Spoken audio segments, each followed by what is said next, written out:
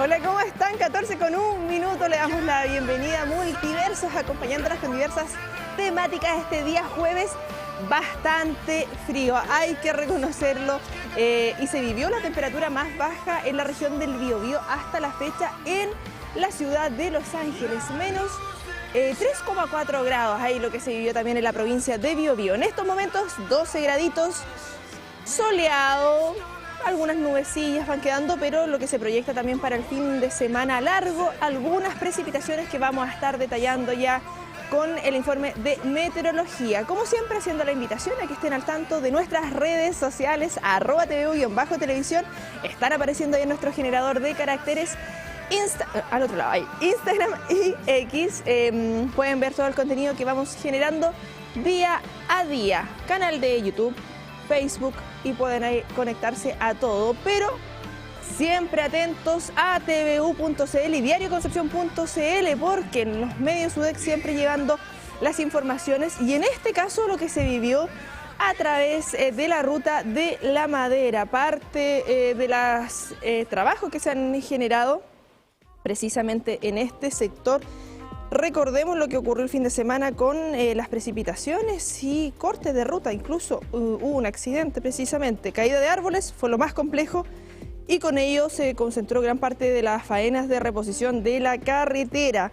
Estamos hablando que hubo caída de árboles, 3 deslizamientos que fueron intervenidos, y todo lo que está ocurriendo en los últimos años. Recordemos también el invierno pasado, el antepasado.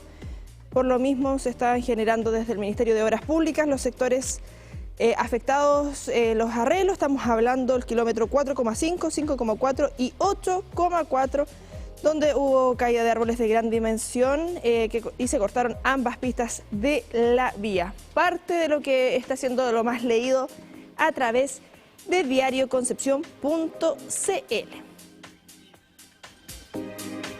tvu.cl, los tacos y salud mental. Les invitamos a que puedan revisar esta nota realizada junto a Carlos Quintana. Si me refrescan la memoria, ¿quién estuvo en cámara en esta nota? Con Pablo Rebolledo. El trabajo de Carlos Quintana y Pablo Rebolledo en terreno, un trabajo completo de cómo afecta la salud mental precisamente estos tacos. Ahí junto a la Facultad de Medicina de la Universidad de Concepción, completo informe respecto a lo que está pasando principalmente en el sector de Lomas ahí en Concepción. Así que todas y todos invitados a que puedan ingresar. Ahí está el link que los deriva inmediatamente a través de nuestro canal de YouTube. Parte de lo que vamos generando como medio de comunicación, más allá de la noticia de la contingencia dura, siempre hacemos una bajada con las y los especialistas. Eso es fundamental para tener otras visiones también de lo que nos está afectando acá en el Biobío, principalmente en el Gran Concepción. Y esto que nos ha afectado a todos, como el costo de la vida, el bolsillo, pucha que duele, y noticias positivas también, porque hay alza del sueldo mínimo y además se considera otro aumento para el próximo año. Se aprueba la nueva alza al sueldo mínimo con estas consideraciones también para el próximo año, una noticia que claramente esperada por muchas y muchos y que deja desafíos también, ojo, porque estamos hablando que los sueldos se tienen que reconsiderar pensando que hay alza en el sueldo mínimo. ¿Qué pasa con los sueldos de las otras personas? Sueldos de profesionales, recién egresados. ¿Cuánta es la diferencia que existe entre un sueldo mínimo y un profesional en sus primeros años o otras áreas de trabajo?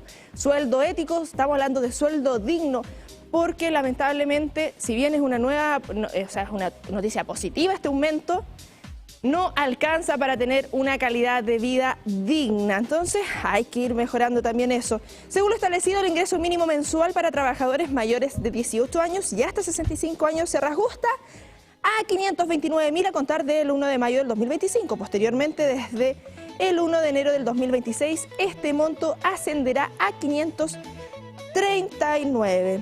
¿Qué pasa precisamente con los sueldos y los costos de la vida en general?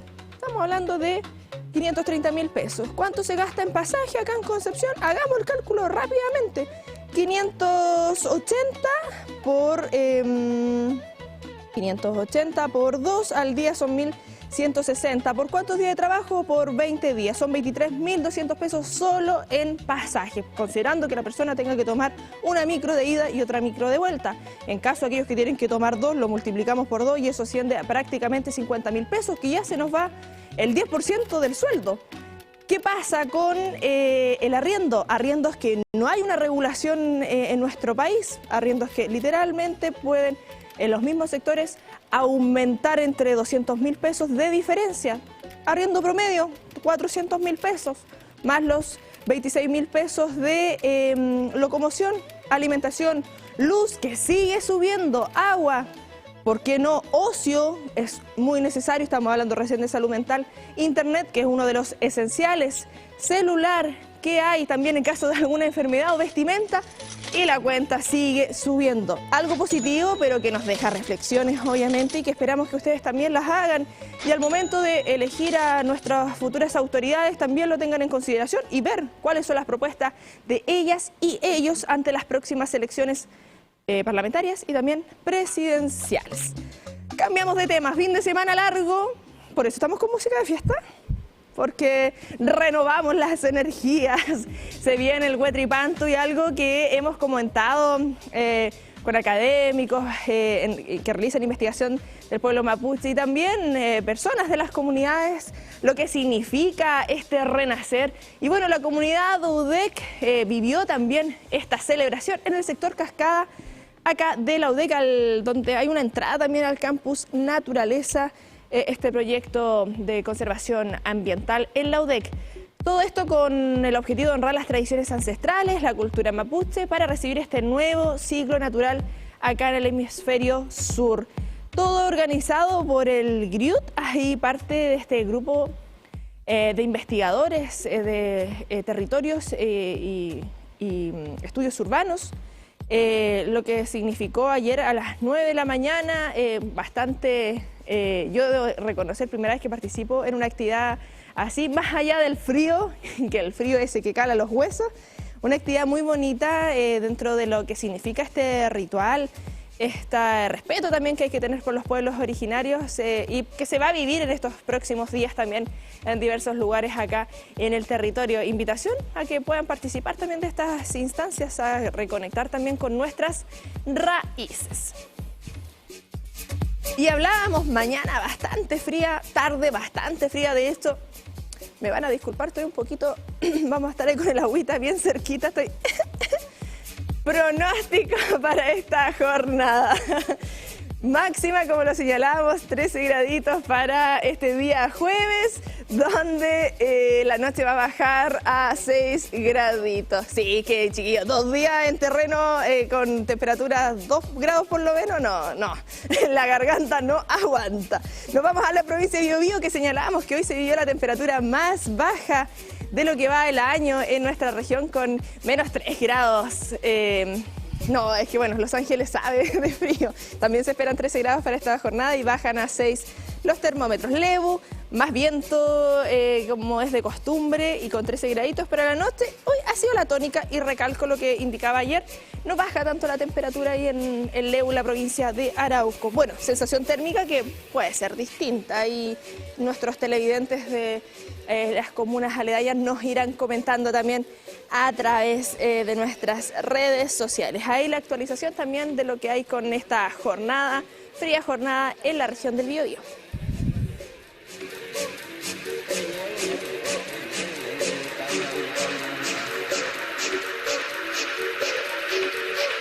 Y queremos hablar de historia. ¿Qué pasa con las mujeres icónicas también acá en la historia de nuestro país? La doctora en Historia, docente del Departamento de Historia de la Facultad de Humanidades y Arte, Laura Benedetti, nos acompaña como siempre. ¿Cómo estás, Laura? Un gusto. Muy bien, gracias. Un gusto verte nuevamente. Igualmente, porque qué mejor manera también de reencontrarnos para hablar de mujeres que marcaron la historia. Y algo que es muy importante destacar, que si nosotras tenemos la oportunidad de estar acá y todas las mujeres que han tenido la oportunidad de entrar a la universidad, de avanzar en sus carreras profesionales y personales también, como, ¿por qué no?, el derecho a voto, tiene que ver gran parte con estas mujeres que no debemos y no queremos olvidar también en el paso de los años. Así es. Siempre recordamos que nuestro presente es el resultado de nuestro pasado. y la historia tiene esa función también. Y partimos con Inés de Suárez. El caso de Inés de Suárez, nosotros lo elegimos no solamente porque es la primera mujer en esta expansión americana que llega al territorio nacional, sino porque su figura es bastante paradojal. Porque por mucho tiempo solo se destacó que era la amante de Pedro de Valdivia, ¿ya? La concubina, el ¿cierto? dato rosa siempre ahí. Claro. Por lo tanto sería la antítesis de un ideal mariano que es el de una mujer virtuosa, pero revisando las fuentes, Inés de Suárez, ella se destaca, y también los libros la destacan, solo cuando adquiere un rasgo masculino, que es la defensa de la ciudad de Santiago, la decapitación de los caciques en rebelión, pero revisando, por ejemplo, trabajos publicados en el siglo XIX, nos encontramos con una Inés de Suárez que es la primera en desarrollar lo que podríamos decir un diálogo entre la medicina occidental y la medicina de los pueblos originarios, porque ella, a los escasos conocimientos que tiene, va a hacer uso entonces también de este conocimiento médico del pueblo picunche que está en Santiago, y lo va a aplicar en curar a los enfermos de este proceso de conquista. También Inés de Suárez se destaca tal vez en otro ámbito absolutamente desconocido, que fue de alguna manera quien inicia la agricultura en nuestro país. Los primeros sembradíos de trigo fueron realizados por doña Inés de Suárez. Entonces tenemos ahí un ámbito bastante desconocido, que es tanto su rol al cuidado de los hombres desde el punto de vista médico, claro, cantinera mirando el siglo XIX, como estas que acompañaban a los soldados en la guerra, pero también el desarrollo de la agricultura, que sabemos que es una agricultura de autoabastecimiento durante el siglo XVI, pero se inicia con ella. Sí, estamos viendo imágenes que acompañan acá la conversación respecto a las diversas obras audiovisuales que se han hecho, películas, series.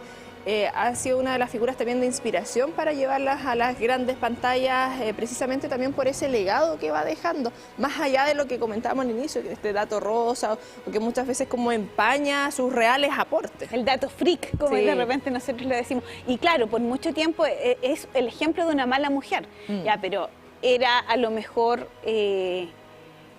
la singularidad dentro de lo que se esperaba que fuese una mujer en el siglo XVI, y yo creo que así debemos considerarla.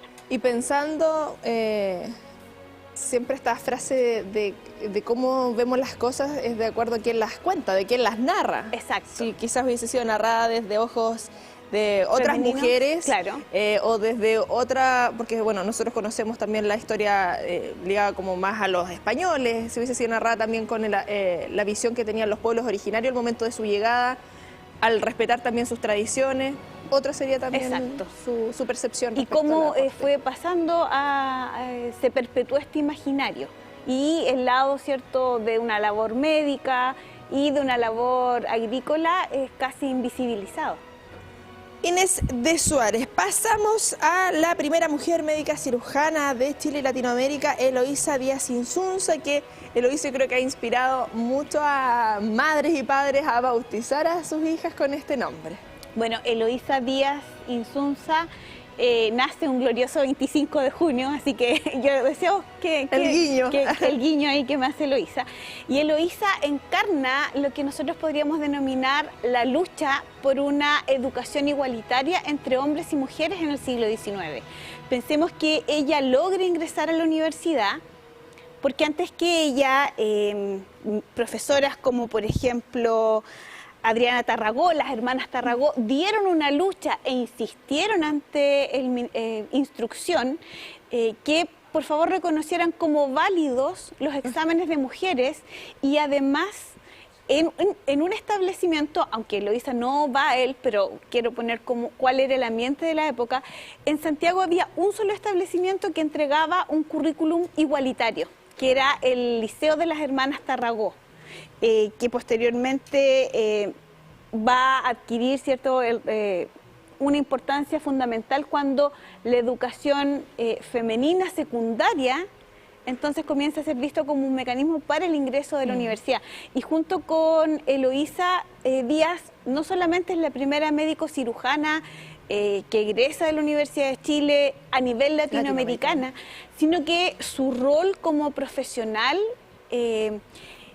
da cuenta un tanto de cómo esta mujer es moderna, encarna esta modernidad, de la importancia de la educación, pero también está siempre al cuidado de los otros. Enfoque social. Claro, porque gracias a ella, por ejemplo, ella va a poner en el debate público por qué es necesario alimentar a los niños pobres en las escuelas. Y va a participar activamente del proyecto de cantinas escolares.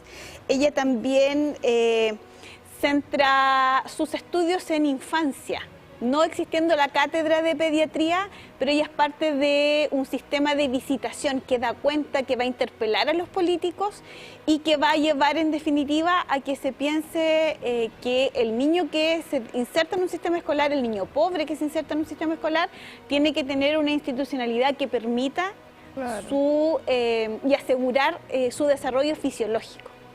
Además, en 1910 fue nombrada Mujer Ilustre de América por el Congreso Científico Internacional de Medicina e Higiene, en reconocimiento a su aporte a la medicina social, como tú señalabas. Acá estamos hablando inicio de los años... ella nace en el 1866, o sea, a inicios del 1900 aproximadamente, y todos estos cambios de paradigma respecto al ingreso de la mujer a la universidad. Claro, porque también marca el contexto mundial. Estamos hablando de la primera en Latinoamérica, o sea... Exacto. Entendemos o hemos ido aprendiendo también que Chile ha estado a la vanguardia en ciertas temáticas que, si bien uno se puede comparar con otros países del viejo continente, claro, igual hemos estado mucho más avanzados que nuestros vecinos acá en Latinoamérica. Claro, a veces nosotros pecamos de compararnos con otros que los procesos se desarrollaron 100 años, pero ella encarna una lucha que van a iniciar maestras, que van a iniciar profesoras, que van a interpelar a las autoridades políticas del siglo XIX en algo tan fundamental como era un currículum equitativo que recién se va a lograr en 1915.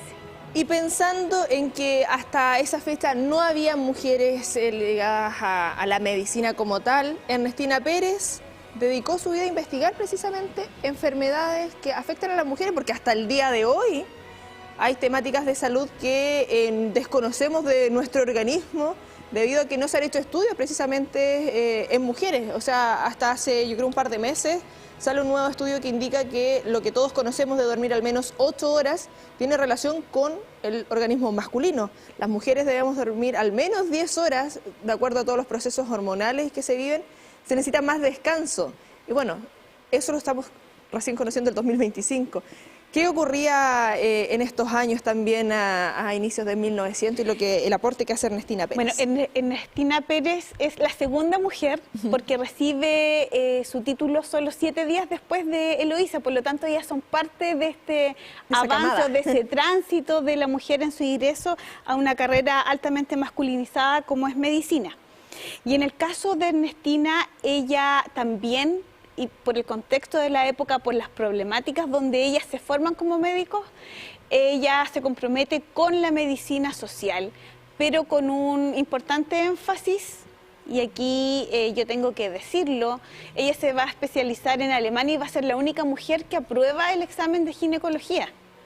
Por lo tanto, yo siempre cuando nombran a Eloísa, yo digo sí, pero también está Ernestina. Y Ernestina fue pionera en este campo, y ella va a destacarse también en la formación de las futuras enfermeras, ¿ya? Entonces aquí, si bien Eloísa se centra más en el cuidado en la infancia, en el escolar pobre, en el caso de Ernestina, ella le hace un guiño a las problemáticas que son propias de las mujeres, y es muy importante porque estaban la figura de las matronas, que cumplieron ya más de 190 años de existencia, pero el saber de, por ejemplo, el cuidado femenino era un conocimiento en campo masculino. Sacié, por ejemplo, era la gran figura del siglo XIX y que hasta el día de hoy se destaca, pero Papa Nicolau, de hecho. Ernestina es la figura femenina en ginecología, y sus estudios tienen, casi yo diría que ni se mencionan como en el conocimiento público. Sí, estamos hablando también que sus trabajos relacionados a la ginecología y obstetricia fueron publicados en la Revista Médica de Chile en 1885 y 1886, y en el año 1904 en el Congreso de Buenos Aires se dio a conocer su publicación Higiene del corsé, donde se explayaba sobre las enfermedades asociadas al uso de esta prenda de vestir femenina y sobre cómo afectaba las costillas y los órganos interiores. De hecho, hay varias imágenes donde muestra cómo se reestructura el organismo dentro, donde mantenía ahí la cinturita. Y eso también es bien sintomático, porque ellas son mujeres no solamente pioneras en ciencia, sino también abogan por un cambio en la condición de la mujer, con los cánones establecidos. Sí, rupturista los pensamientos, porque claro, para uno ahora puede decir como, oye, pero ¿cómo? Pero en esos años la sumisión, el poco acceso también al conocimiento en sí, y todo lo que se vivía con el patriarcado, y por eso es tan relevante también abordar todos los aportes relacionados en esta materia. Pasamos también a la psicología con Amanda Labarca. Bueno, Amanda Labarca, si bien ella es de Santiago, está vinculado, ¿cierto?, al Instituto Pedagógico, es la primera profesora titular, la primera mujer que tiene la condición de profesor titular en la Universidad de Chile, tiene un vínculo muy estrecho con la Universidad de Concepción. Ella va a visitar frecuentemente la Universidad de Concepción. Ella es profesora de castellano y se especializa tanto en Estados Unidos como en Francia. Lo interesante de Amanda Labarca, que puede ser muy contradictorio para nosotros en el presente, ella en tanto académica también va a escribir en revistas femeninas. O sea, va a cautivar también a otro público, que no es un público formado en la academia, en la revista Familia, que es una publicación destinada a las mujeres de élite. Pero ella también va a tratar de educar a través de esas páginas a mujeres que tal vez no tuvieron la oportunidad de continuar sus estudios o por una cuestión cultural no lo desecharon. Es importante que señalar que Amanda Labarca es no solamente una escritora, sino que también ella va a reflexionar sobre la condición de la mujer en la academia, pero además, en el caso de Amanda Labarca, es una crítica del sistema educativo chileno.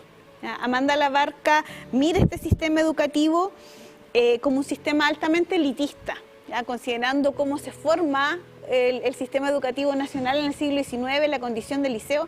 Y Amanda Labarca, en sus obras, donde aborda la historia de la educación, ella va a decir, este sistema, el sistema secundario de educación, es un sistema no solamente segregado, sino que es un sistema inútil, porque va a condenar a muchos a la ignorancia permanente, sobre todo aquellos que no pueden continuar sus estudios de humanidades. ¿Y cómo ha cambiado eso del siglo XIX, inicio del siglo XX, ahora el siglo XXI? Bueno, su crítica, en educación hablamos de la democratización de la sociedad, y eso también se ha llevado, ¿cierto?, sobre todo en la segunda mitad del siglo XX, con la creación de nuevos establecimientos secundarios. Ese yo diría que es el síntoma más claro, pero también tenemos que darnos cuenta de las transformaciones culturales, como ha hecho mella esta valoración a los estudios, hacia el profesorado y, en definitiva, a el desarrollo intelectual.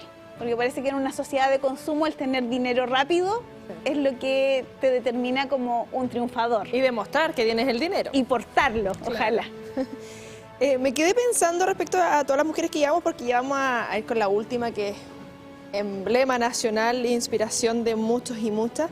Pero me imagino que las mujeres que hemos mencionado venían de familias acomodadas también. Eso de una u otra forma facilitaba tener ese acceso o que su voz se escuchara más, porque lamentablemente, y lo vivimos actualmente, quienes tienen recursos tienen más derecho a pataleo, por así decirlo, y quienes están desde la otra vereda, lamentablemente siempre se ha silenciado sus voces. Exacto, ellas corresponden a los sectores medios acomodados, y que de alguna manera su origen, las valoraciones que las propias familias le dan a la educación, explican sus trayectorias de vida, porque, por ejemplo, en el caso de Ernestina y Eloísa, ellas no van a un establecimiento con currículum igual que el de los varones, pero ellas reciben educación en casa. Además de una educación privada, ellas reciben educación en casa. Entonces eso ya nos habla de una diferenciación social importante. Y pensando y teniendo en consideración eso de una clase más acomodada, doblemente valientes, por así decirlo, de esta estructura o esa burbuja en la que estaban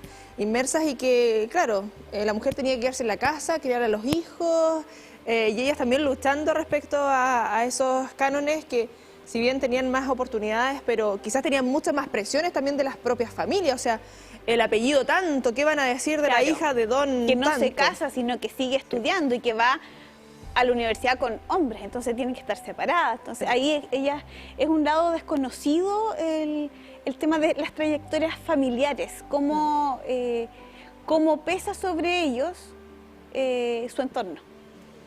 Y pasamos a la única grande nuestra, Gabriela Mistral, referente, como señalábamos, pero también su legado que sigue hasta nuestros días.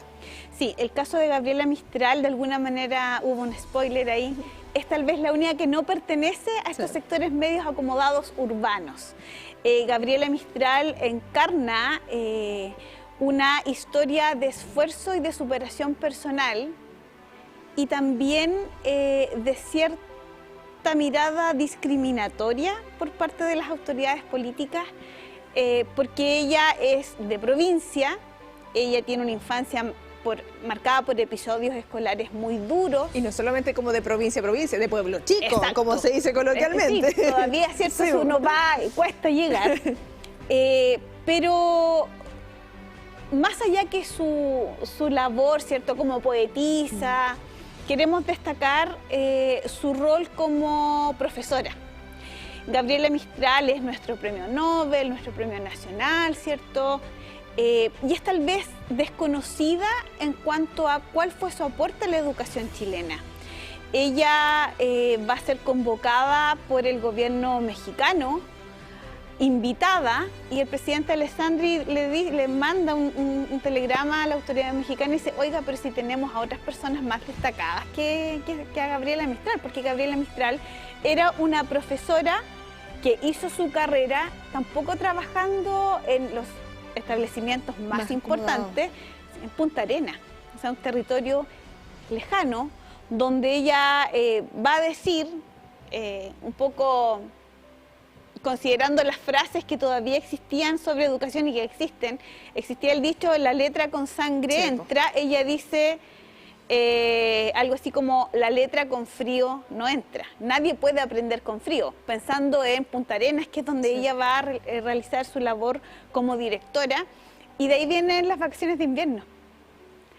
Ella también rompe con esta idea de que el liceo de niñas tiene que ser un espacio solamente para los hijos de las hijas de las familias más importantes, sino que ella va a realizar una apertura del Liceo de Niñas de Punta Arenas, y además, bajo la dirección de este liceo, va a crear una escuela nocturna femenina, porque se da cuenta que la escuela y los establecimientos educacionales tienen que estar al servicio de la sociedad, sin distinción de clases sociales.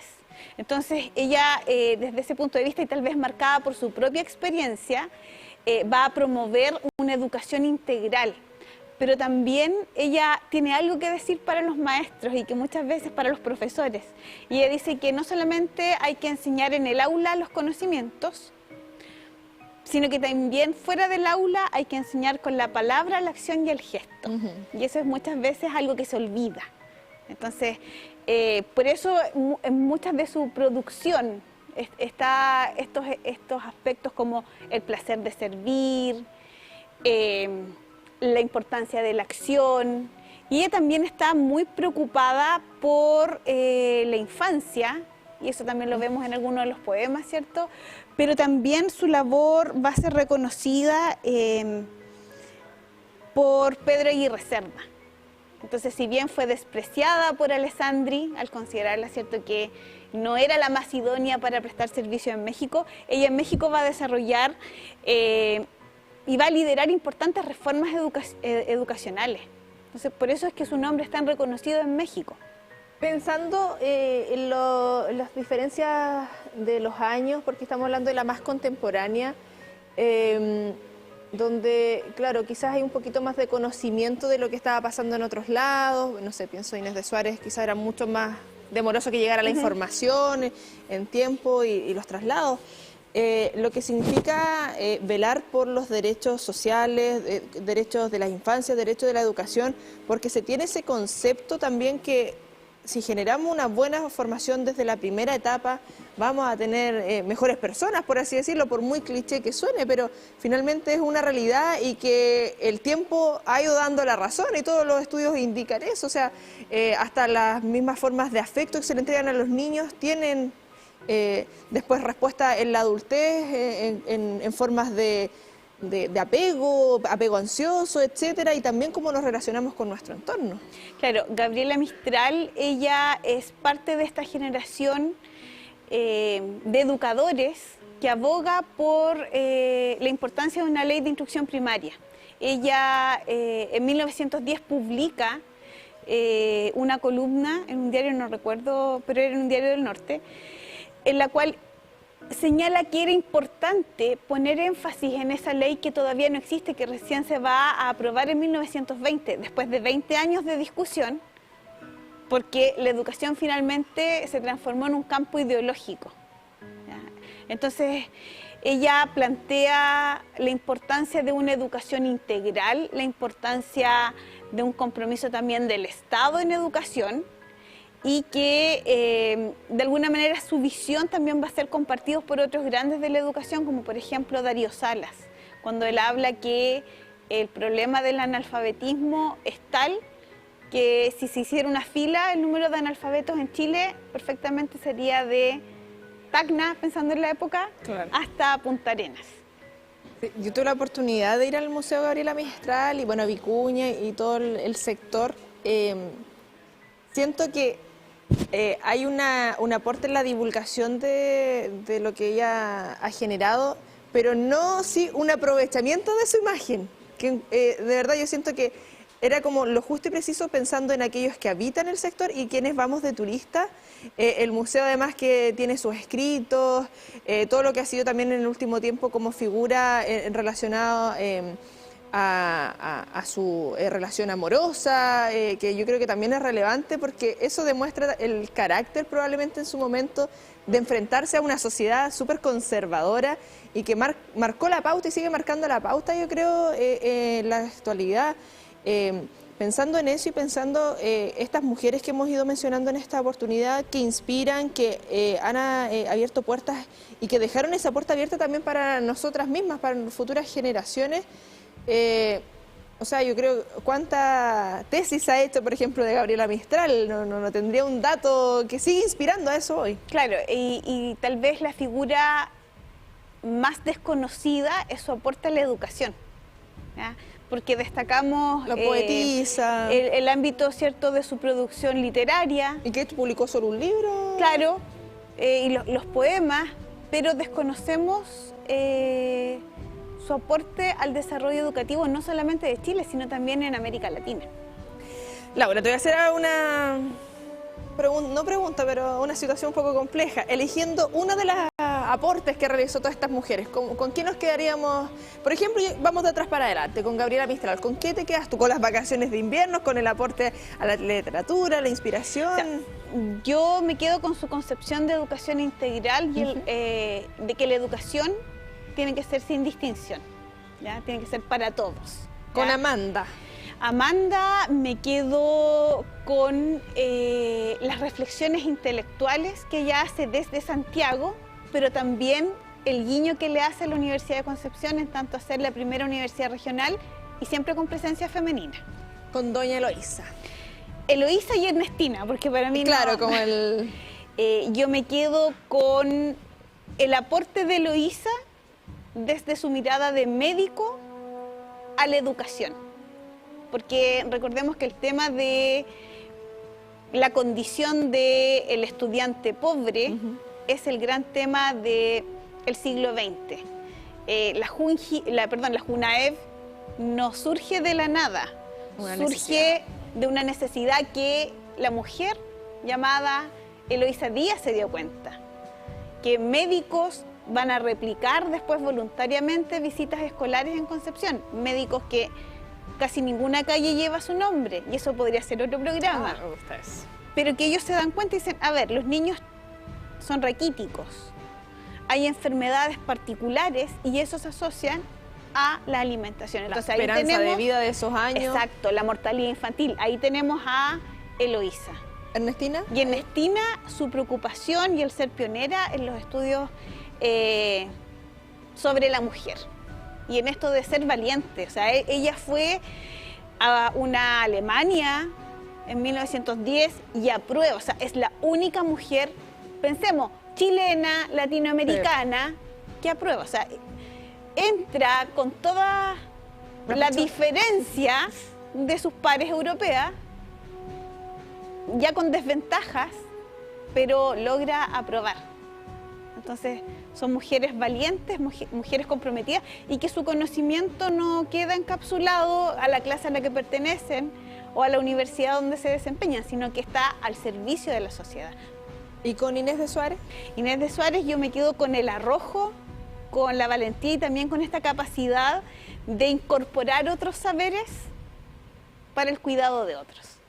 Ahí para que ustedes también puedan sacar sus propias conclusiones, puedan compartir estas entrevistas relacionadas a todas las mujeres icónicas acá en la historia de nuestro país. Laura, siempre un gusto que nos puedas acompañar. Muchas gracias. Nos estamos viendo, nos separamos rápidamente, avanza la tarde, 14:37. Vamos y volvemos.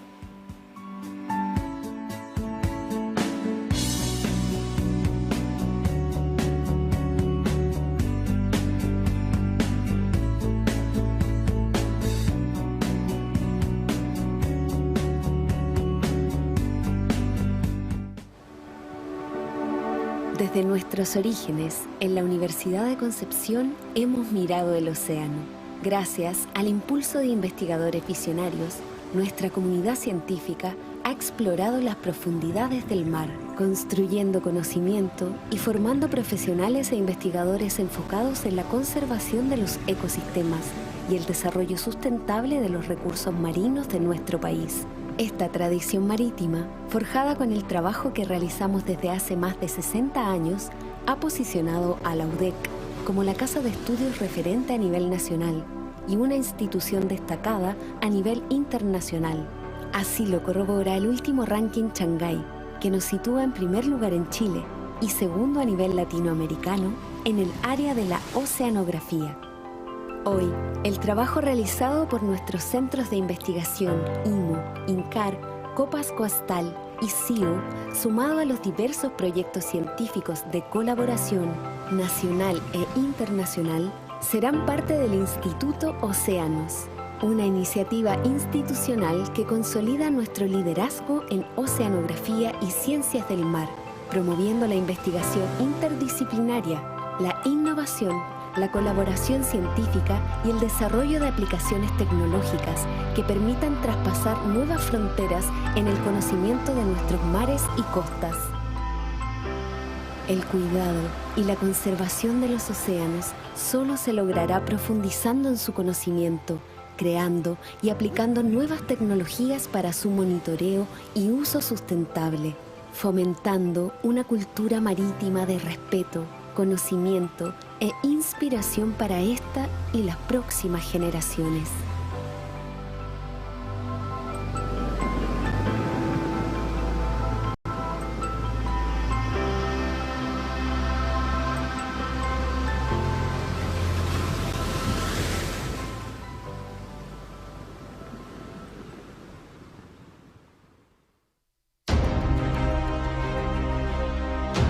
Las noticias de la región del Biobío en un solo programa. TVU Noticias Edición Central.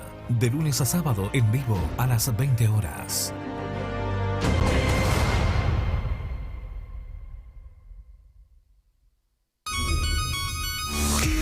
Soy Soledad Oneto y quiero hablarles de algo que como periodista me importa. La tecnología que conecta nuestras vidas. Elegí ser parte de Mundo porque es una empresa que comparte mis valores: credibilidad, responsabilidad, inclusión y sobre todo innovación. Mundo es una empresa chilena nacida en la región del Biobío que ha logrado ser la más premiada y reconocida de Latinoamérica. Y por tercer año consecutivo los consumidores han reafirmado su lealtad con nosotros gracias a nuestra calidad, rapidez y estabilidad. Mundo no solo es tecnología de vanguardia, es una empresa comprometida con la inclusión digital, asegurando que todos tengan acceso a conexión de calidad. Yo elijo Mundo, la empresa que conecta a Chile con el futuro hoy.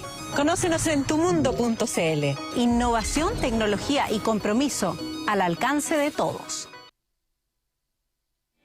También me gusta el sol,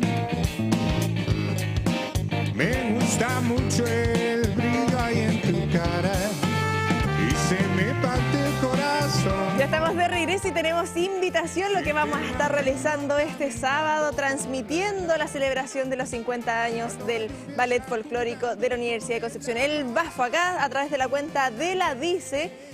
Tenemos la cuenta regresiva, ya comenzó. Faltan solo unos días para vivir esta noche mágica llena de tradición, arte y emoción. Ojo que estaremos transmitiendo como canal de televisión de la Universidad de Concepción, pero las puertas están abiertas desde las 17:15, porque recuerden, es solo con orden de llegada. El show inicia a las 18 horas. Ya lo saben, este sábado 21 de junio a prepararse para esta gran gala artística con más de 100 artistas en escena celebrando medio siglo de historia con un recorrido lleno de color, música y danzas tradicionales de toda América Latina.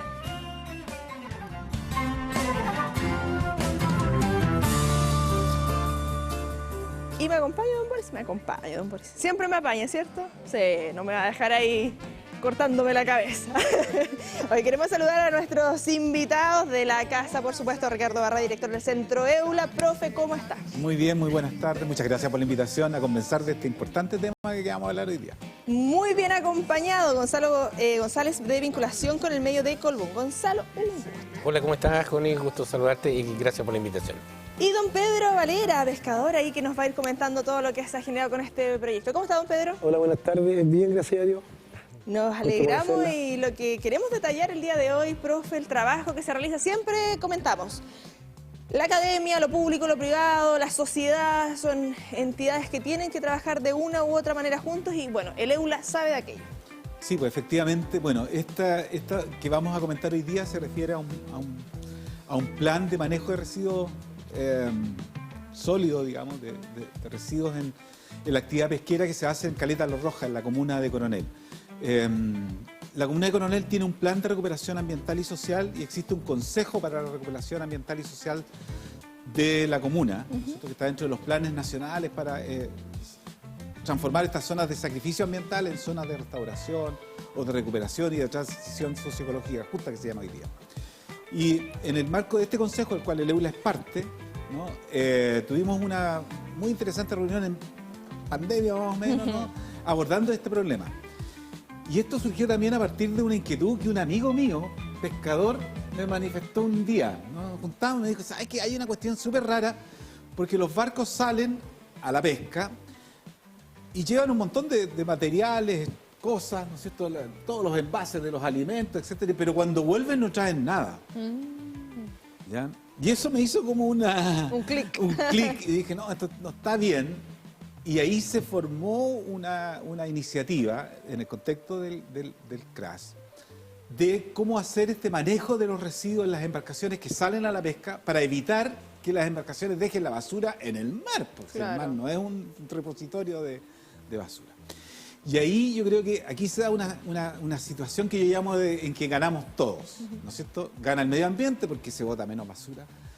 Ganamos nosotros porque en este proceso hemos ido involucrando graduados de nuestra carrera de Ingeniería Ambiental, que este año cumple 20 años, en el proceso y en conocer la realidad que tiene la pesca, ¿no es cierto?, los pescadores de nuestra región y en particular los pescadores de la caleta Los Rojas de Coronel, donde tenemos a don Pedro Varela, que está acá al lado, y don Pedro voluntariamente, antes de que esto partiera así formalmente, empezó a hacer esta actividad de recolectar los residuos que generaban los barcos, digamos, y llevarlos a la costa, digamos. Y en el CRAS hay representantes de los organismos civiles, pero también están las empresas. ¿Ya? Y ahí se produjo yo le llamo una situación de ganar-ganar, en que las empresas dijeron, oye, bueno, ¿por qué no hacemos un plan para la recuperación de los residuos de los barcos que salen a pescar? Y que bueno, tenemos a don Pedro, que sin él esto no hubiera funcionado, ¿no? Y se generó esta idea de proyecto hace varios años atrás, que a la fecha, los últimos datos que yo vi dan cuenta de la recuperación de cerca de 20 toneladas de residuos, ¿ya? Que no fueron al mar, ¿ya? Y que están hoy día almacenadas en un acopio adecuado para el manejo de residuos que son asimilables a domiciliarios y otros residuos que se pueden ser considerados de otra naturaleza más peligrosos y que tienen otro manejo. Don Pedro, ¿y cómo surge esa idea también de manera voluntaria? Me imagino, bueno, los años de experiencia y viendo todo lo que entrar, salir del mar, y como señala el profe acá, bueno, si protegemos el medio ambiente nos estamos protegiendo a nosotros de una u otra forma. Obviamente, pues partió todo. Yo lo conversaba acá a don Gonzalo, me manié 12 veces. Maniarse no significa, se enreda la hélice 12 veces en el día, en la pura parte de la mañana. Y por ahí pesqué un tambor plástico, lo rajé en la mitad y lo puse en un ladito del bote y empecé a almacenar ahí la basura. De primera me trataban de... que no estaba en su cabal. Claro, y de a poquito me fueron sumando, me la fueron entregando. Mira. Y después ya tuvimos más cercanía con don Gonzalo, porque por intermedio de un caballero que trabaja en la MUNI y él lo apoyó.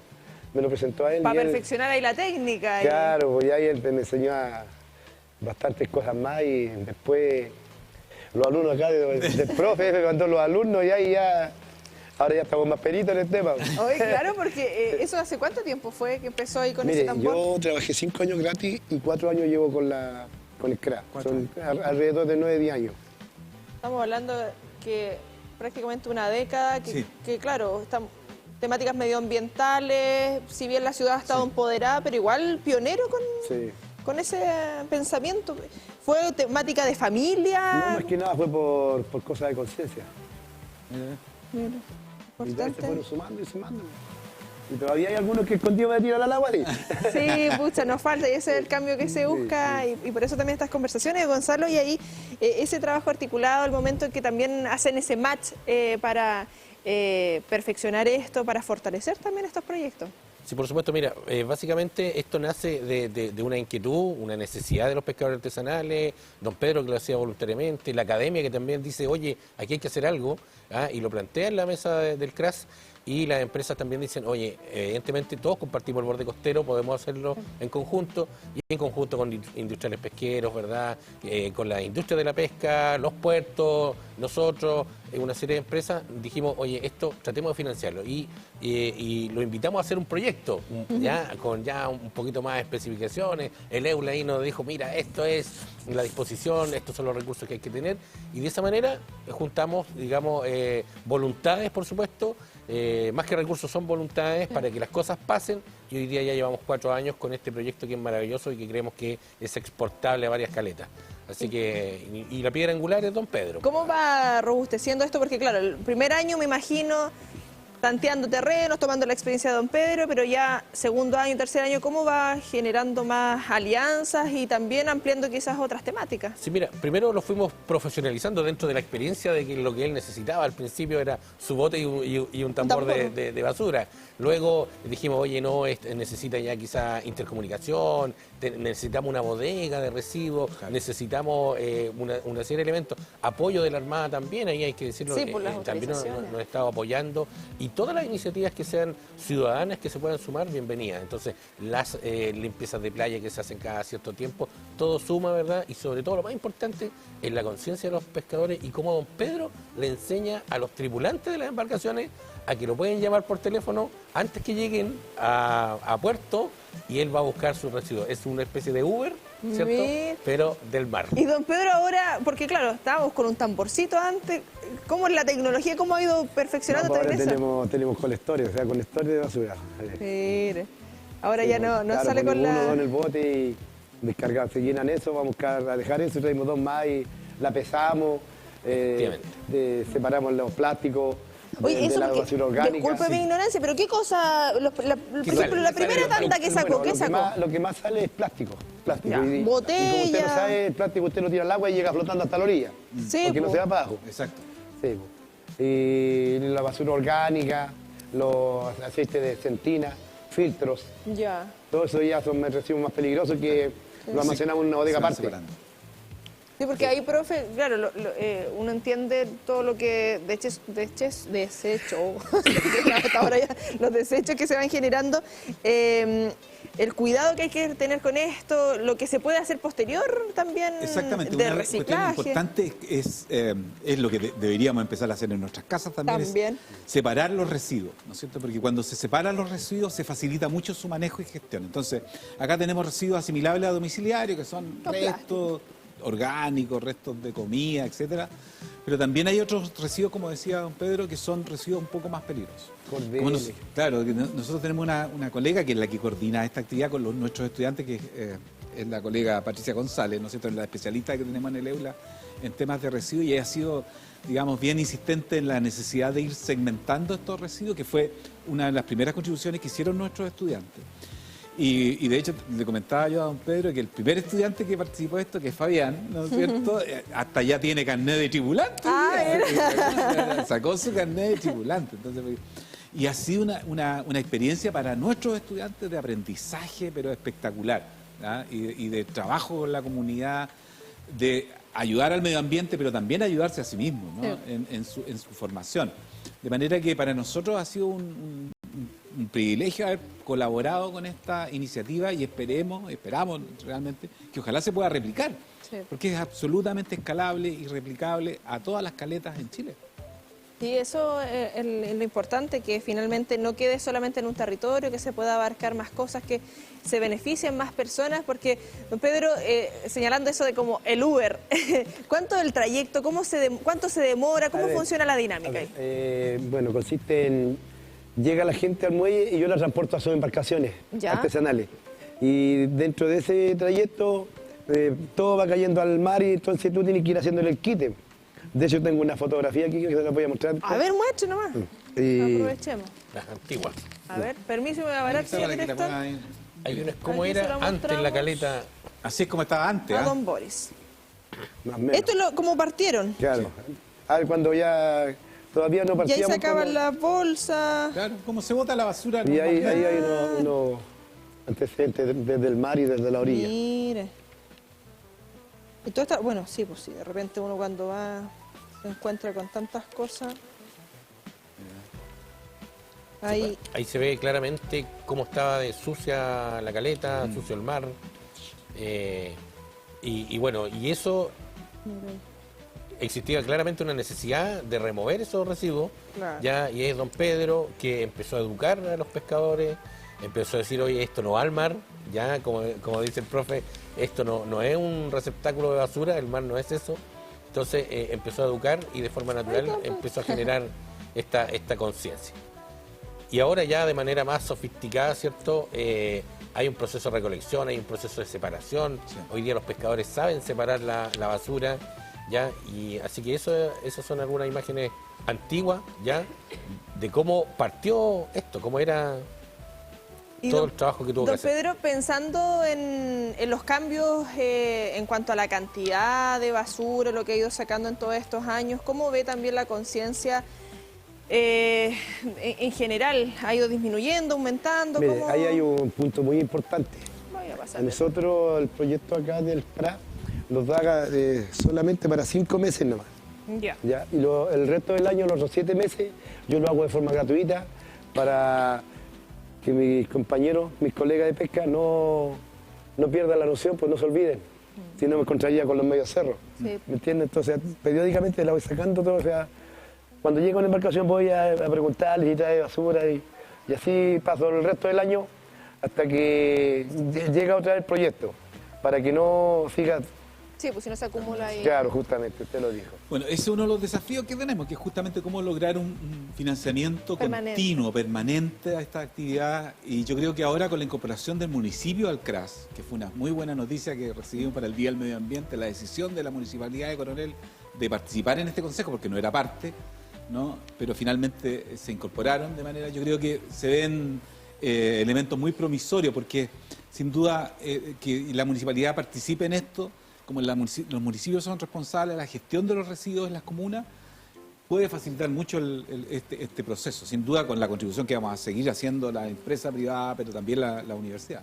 Sí, y profe, pensando también en los estudiantes que se van sumando en estos proyectos, el trabajo de campo, en terreno, que permite conocer otras realidades, que es súper relevante. Hemos estado detallando también todo el trabajo de la Facultad de Ciencias Ambientales, del EULA, y que da ese sello diferenciador finalmente. O sea, un estudiante que participe en una actividad así no va a tener las mismas capacidades que un profesional de otra institución que no ha tenido esos tipos Nosotros de pensamos en la formación integral de nuestros estudiantes y eso implica también relacionarse con las comunidades, ¿no? Que va a ser seguramente una de las competencias que los profesionales del siglo XXI necesitan, ¿no es cierto?, en este nuevo escenario que tenemos, ¿no? Y por lo tanto para nosotros tiene un alto valor en la formación de nuestros profesionales que hayan vivido esta experiencia, ¿no es cierto? Y cada uno de ellos cuenta historias con don Pedro, digamos. O sea, a tal nivel de que uno se entusiasmó tanto que quiso sacar su carnet de tripulante, ¿ah? Y don Pedro lo ayudó ahí. ¿Un bote? Sí, entonces yo creo que son esas lecciones de vida, en el fondo. No solo lecciones que se aprenden en las aulas de la universidad, y que son lecciones de vida que les van a servir para toda su formación profesional. Sí, porque don Pedro... hemos tenido la oportunidad de hablar, siempre hablamos de esto articulado, la academia, la empresa, pero el territorio, usted como representante del territorio, como que inicia este proyecto, también cómo ve esa motivación de los chiquillos que van llegando, los que han ido pasando, porque muchas veces uno puede creer, chuta, usted está ahí, tiene la experiencia y todo, vienen de afuera, como un poco invadido, pero al contrario, se genera también ese compañerismo, las ganas de usted enseñarle también a ellos y ellos enseñarle a usted. Lo ocupo como referente, yo le digo, ¿cómo va a venir una persona de afuera a enseñarnos cultura? Muy importante, ¿cierto? Y puta, no, con ellos feliz porque aprendo de ellos y ellos aprenden de mí. Exacto. Pero formamos un equipo, formamos un equipo humano, muy bien. ¿Y cuál sería su sueño pensando en lo que inició hace 9 años atrás y todo lo que se ha generado hasta ahora? Lo ideal sería que esto sea permanente y que se vaya sumando más caletas a nivel nacional, ojalá a nivel sudamericano, que todos nos preocupamos de nuestro metro cuadrado. ¿Usted ha tenido la oportunidad de hablar con otros pescadores ahí del gremio, que estén al tanto también de estos proyectos? ¿Qué opinan? Porque claro, al inicio nos decía que pensaban que ahí estaba medio, se le iba un poquito el bote ahí en profundidad, pero ¿qué opinan ahora? Porque me imagino que ellos se ven beneficiados. Yo creo que están contentos ahora con lo que han visto, el cambio que se ve, sí es notorio. Sí, porque pensando en estas alianzas, estrategias de sumar más personas, articular esto, proyectarlo, porque ideas así yo creo que es vital. Ahí cómo ha sido también la conversación entre el CRAS y proyectarlo a futuro. Sí, mira, primero partimos a 3 meses, ya, porque esta era la temporada de pesca de febrero a abril prácticamente. Ya hoy día lo extendimos a junio. Ya, y evidentemente hay una necesidad de esto que se mantenga en el tiempo. Y es por eso que es importante que esta institución se vaya fortaleciendo, que vayan entrando más empresas, que vaya entrando más sociedad civil, de tal manera de que por todos hagamos la fuerza necesaria. Pero fíjate que te quiero contar, esta es la buena noticia que estamos creciendo, que estamos todos involucrados y que queremos mantener como empresas, como academia, como comunidad, queremos mantener este proyecto y ojalá exportarlo. La mala es que fue que en el temporal recién pasado, don Pedrito nos va a contar lo que le pasó. Escuche, ¿qué pasó? Hace poco, hace nada, ¿cierto? El fin de semana. El fin de semana. A ver. Con decirle que el día del papá... No fue un buen día. No fue un buen día. El temporal me dio los 3 botes. No. Me dejó a brazos cruzados. Hoy en día ando trabajando con un bote de un colega pescador que tenemos bastante cercanía, muy buen amigo. Y me facilitó un bote y un motor para seguir operando. Te lo lamento, don Pedro. Y ahí, ¿qué se hace en esas situaciones? Bueno, la mar, como le dicen, tiene ahí sus retas, po. Claro, justamente, sí. De eso se trata todo, pues, nos cuidamos el medio ambiente. Cada vez va a ser peor esto. Sí, yo creo que aquí hay una tarea también para nuestros telespectadores, ¿no es cierto? Que puedan también a lo mejor colaborar en que don Pedro pueda recuperar su capital, digamos, en los barcos. Vamos a tratar de contribuir también dentro del consejo. Y acá el Pam vino don Pedro. ¿Cuánto sale una embarcación? Pensando si alguien nos está viendo, quiere colaborar. Alrededor de 4 o 5 millones. O sea, todo lo que pueda claro, hacer, todo lo que, alguna donación, todo es bien recibido. Claro, todo suma. ¿Tiene algún datito? Porque mucho uno nunca sabe, quizá alguien está viendo y dice, ¿puedo aportar con algo? ¿Cómo algún datito? ¿Algún dato donde contactarlo? Sí, por el número de teléfono. A su teléfono. A su teléfono nomás, po. Sí. WhatsApp, teléfono. Denos el teléfono, acá lo agregamos al generador de carácter. Denle el numerito. ¿Cuál es su teléfono? 961. Ya, estamos anotando arriba, 961. 4509.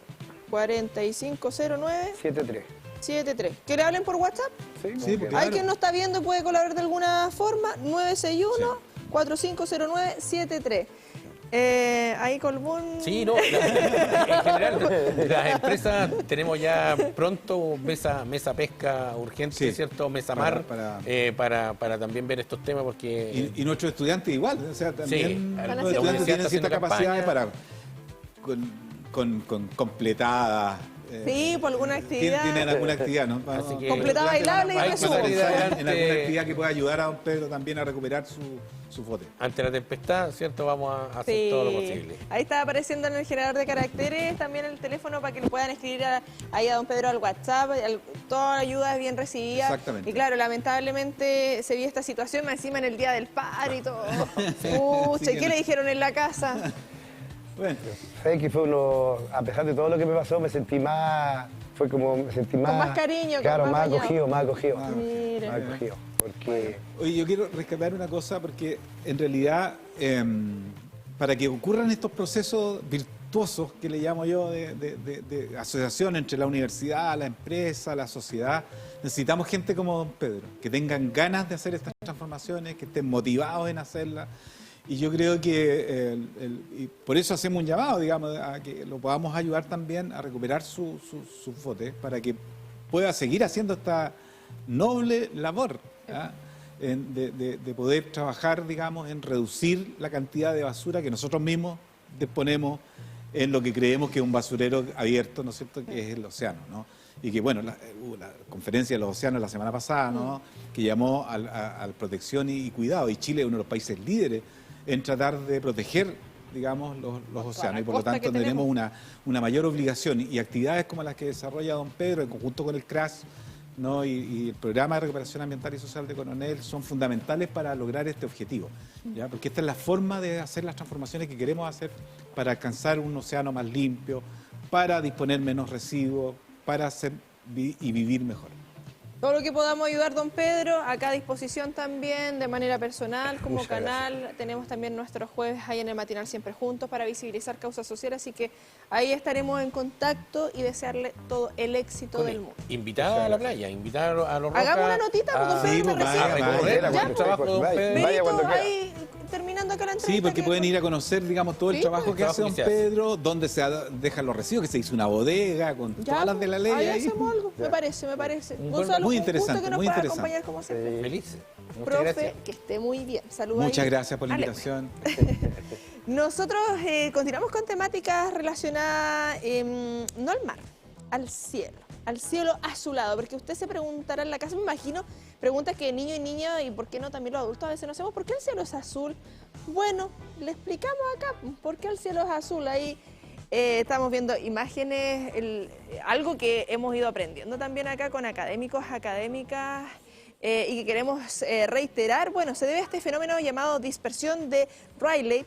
La luz solar está compuesta por todos los colores del espectro visible y cuando esta luz llega a la atmósfera terrestre, choca con las moléculas del aire. La luz azul, al tener una longitud de onda más corta, se dispersa más fácilmente en todas las direcciones que otros colores, haciendo que el cielo se vea azul. La luz solar es blanca.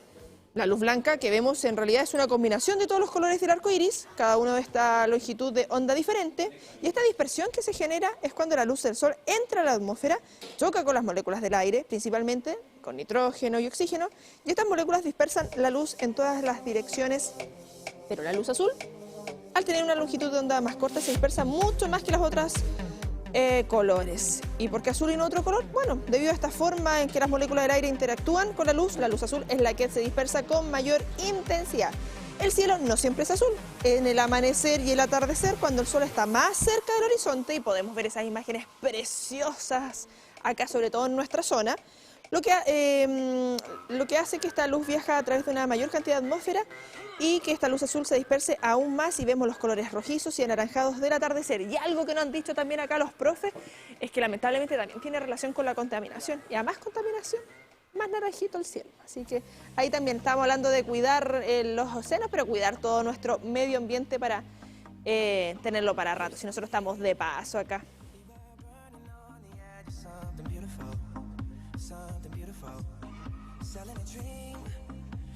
Y queremos hablar de lo que se va a vivir este fin de semana. Solsticio de invierno. Paul Calderón, divulgador de EDA, Cata, estudiante del doctorado de Ciencias Físicas, UDEC, nos acompaña. ¿Cómo estás, Paul? ¿Tanto tiempo? Mucho tiempo.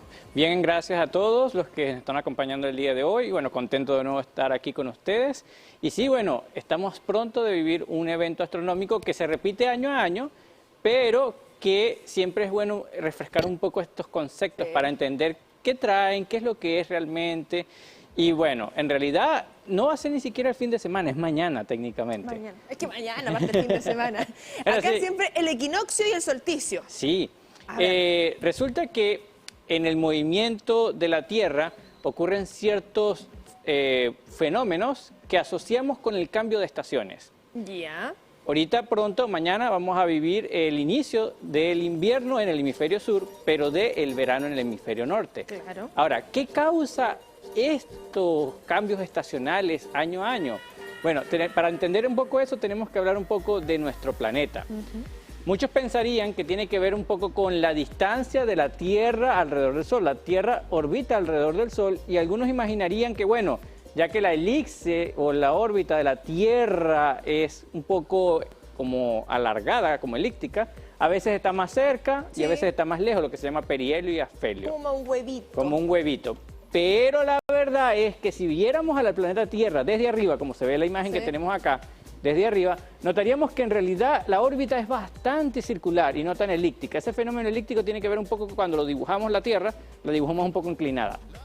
Por lo cual, en realidad la diferencia de distancia entre el afelio y el perihelio, el punto más lejano y cercano, no es mucha y no es la causante de los cambios de temperatura. No. Lo otro que hay que pensar es que, aunque ahorita es invierno aquí y se siente frío, en el hemisferio norte están sintiendo calor y mucha. Entonces, ¿cómo en el mismo instante experimentan dos temperaturas tan distintas si fuera la distancia? No sería la causa, no calza. Tenemos que ver en realidad es el eje de la Tierra. Si nos analizamos la Tierra, vamos a ver que la Tierra rota como si fuera una especie de trompo y cuando rota tiene un eje de rotación. Ese eje de rotación no es derecho, como la imagen que está allá arriba, que está completamente derecho, sino que es más como la imagen que está abajo, que está inclinado unos 23,4 grados. Aquí mismo podemos ver en esta maqueta, que el eje de la Tierra está inclinado y lo hacemos con esta pequeña cuña que aparece aquí abajo, que la inclina un poquito. Entonces tiene esa inclinación de 23 grados. A medida que el planeta Tierra se mueve, mantengámoslo ahí derechitos, movemos el bracito aquí, vamos a ver que el planeta rota, pero el eje de rotación se mantiene fijo, siempre apunta en la misma dirección. Si hubiera una estrella allá arriba, como la estrella polar, siempre ellos verían la misma estrella porque ese eje se mantiene fijo. Pero desde la perspectiva del Sol, el eje está cambiando. Por ejemplo, cuando nos colocamos aquí en junio, en el mes de junio, el Sol está viendo directamente el polo norte, más cercano que el polo sur, por lo cual la mayor cantidad de luz del Sol se posa sobre la parte norte del planeta y mucho menos sobre la parte sur, por lo cual aquí sentirían mayores temperaturas y aquí menores temperaturas. Aquí sería verano y aquí abajo invierno, justo en junio, ahorita. ¿Y si nos vamos a enero?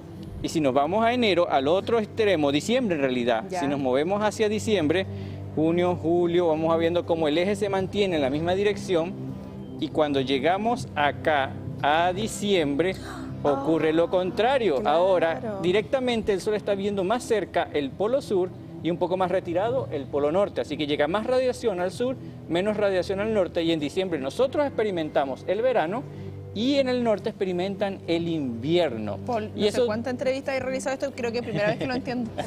Qué bueno, qué bueno. Transparente. Estos puntos, tanto acá en junio como acá en diciembre, son los solsticios. Pero los puntos intermedios, que son en marzo y septiembre, vamos a septiembre, retrocedemos. Si nos colocamos en septiembre, va a ocurrir que desde la perspectiva del Sol, ahora la Tierra se ve como del eje, se ve como de lado. Sí. Pero si vemos la luz que llega del Sol a la Tierra, llegaría de igual manera a ambos polos. Tanto el norte como el sur llegaría a la misma cantidad de luz. Y aquí ocurren los equinoccios, que son estos cambios estacionales entre primavera y otoño, ¿ok? Entonces, aquí el Sol, la luz del Sol se posa principalmente sobre el ecuador terrestre, a diferencia de los solsticios. Por ejemplo, si volvemos a junio, vamos a ver que la mayoría de luz no está sobre el ecuador, sino que está sobre la parte norte del planeta.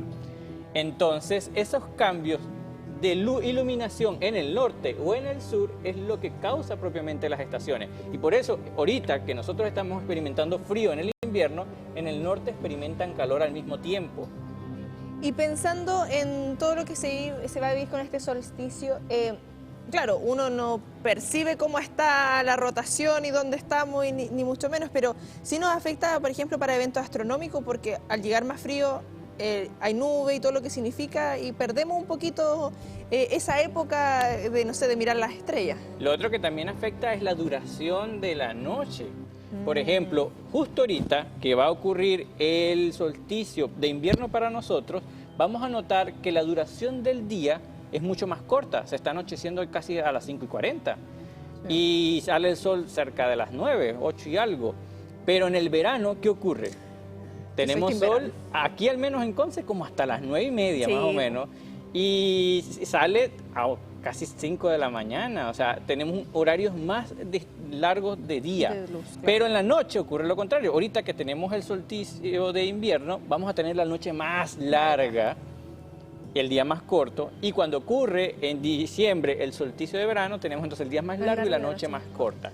Es cierto que en el sur no nos favorece el invierno porque se nubla un poco, pero tenemos más horas de noche para poder observar. Lo otro es el frío, que hace difícil estar tantas horas afuera. Por eso la mayoría de las personas suelen aprovechar el verano para observar el cielo aquí en el hemisferio, en la parte sur de Chile. Pero el norte no depende tanto de eso, porque los cielos del norte son bastante buenos, incluso en el invierno. Entonces, si se encuentran ahorita o van a viajar para el norte ahorita en las vacaciones de invierno, igual aprovechen de observar el cielo porque van a tener la noche más larga para disfrutar. Entonces, una cosa compensa a la otra. Pensando, viéndome aquí, probablemente sea un carril, pero ¿qué pasa con los otros planetas cuando hay solsticios, la Tierra se ve afectada con esto? ¿Ellos también tienen su solsticio? Interesante pregunta. Depende del planeta, ya que no todos los planetas tienen exactamente la misma inclinación que la Tierra. La Tierra tiene una inclinación de 23 grados, sí, pero por ejemplo el planeta Venus casi no tiene inclinación. En realidad, bueno, sí tiene en realidad mucha, pero su inclinación es casi 360 grados, está volteada. Ya. Pero está tan volteada que pareciera que estuviera derecha, por lo cual no sufre tantas estas estaciones. Pero el planeta Marte, por ejemplo, sí tiene una inclinación más parecida a la de la Tierra y experimenta los mismos solsticios y equinoccios, no en las mismas fechas, pero sí experimenta la llegada del invierno pero marciano, con otras temperaturas. Con otras temperaturas. Llega la llegada del verano marciano, o sea, experimentan lo mismo. Incluso los casquetes polares de Marte se llegan a congelar durante estas estaciones. Por ejemplo, en el verano en la parte norte del planeta, los casquetes se reducen, y en el invierno, en la parte norte del planeta Marte, los casquetes crecen. Lo contrario en el hemisferio sur. Siempre cuando hay un planeta con inclinación, siempre vamos a ver que las estaciones están como invertidas. Donde ocurre una estación arriba, es la contraria abajo. Ahora, hay planetas muy extremos, como Neptuno. El eje de inclinación de Neptuno es tan extremo que está acostado. Es como si tuviera el eje así, está girando de lado, de panza. Ya. Al punto de que todo el polo norte recibe luz por un periodo largo del año, y a medida que el planeta se mueve hasta el otro extremo de su órbita, es el otro polo el que recibe luz. O sea, se congela un lado prácticamente. Pasan meses de oscuridad un polo, mientras que el otro polo está iluminado, y después, cuando llega al otro lado de la órbita, pasan meses, bueno, hasta años, porque en realidad consideremos que la órbita de Neptuno es de años, a diferencia de la Tierra que es de día, por lo cual veríamos un fenómeno más extremo aún ahí. Ahora, los planetas más grandes como Júpiter y Saturno, al ser tan masivos, ellos lograron estabilizar un poco más su eje de rotación y su inclinación es muy poca, por lo cual no experimentan estas fases de invierno, verano, no pasan por equinoccio ni solsticio. Depende del planeta, por eso indico. Entonces, la masa del planeta influye mucho. Algún otro fenómeno que le haya pasado, por ejemplo, no conocemos bien qué hizo que Neptuno esté tan acostado.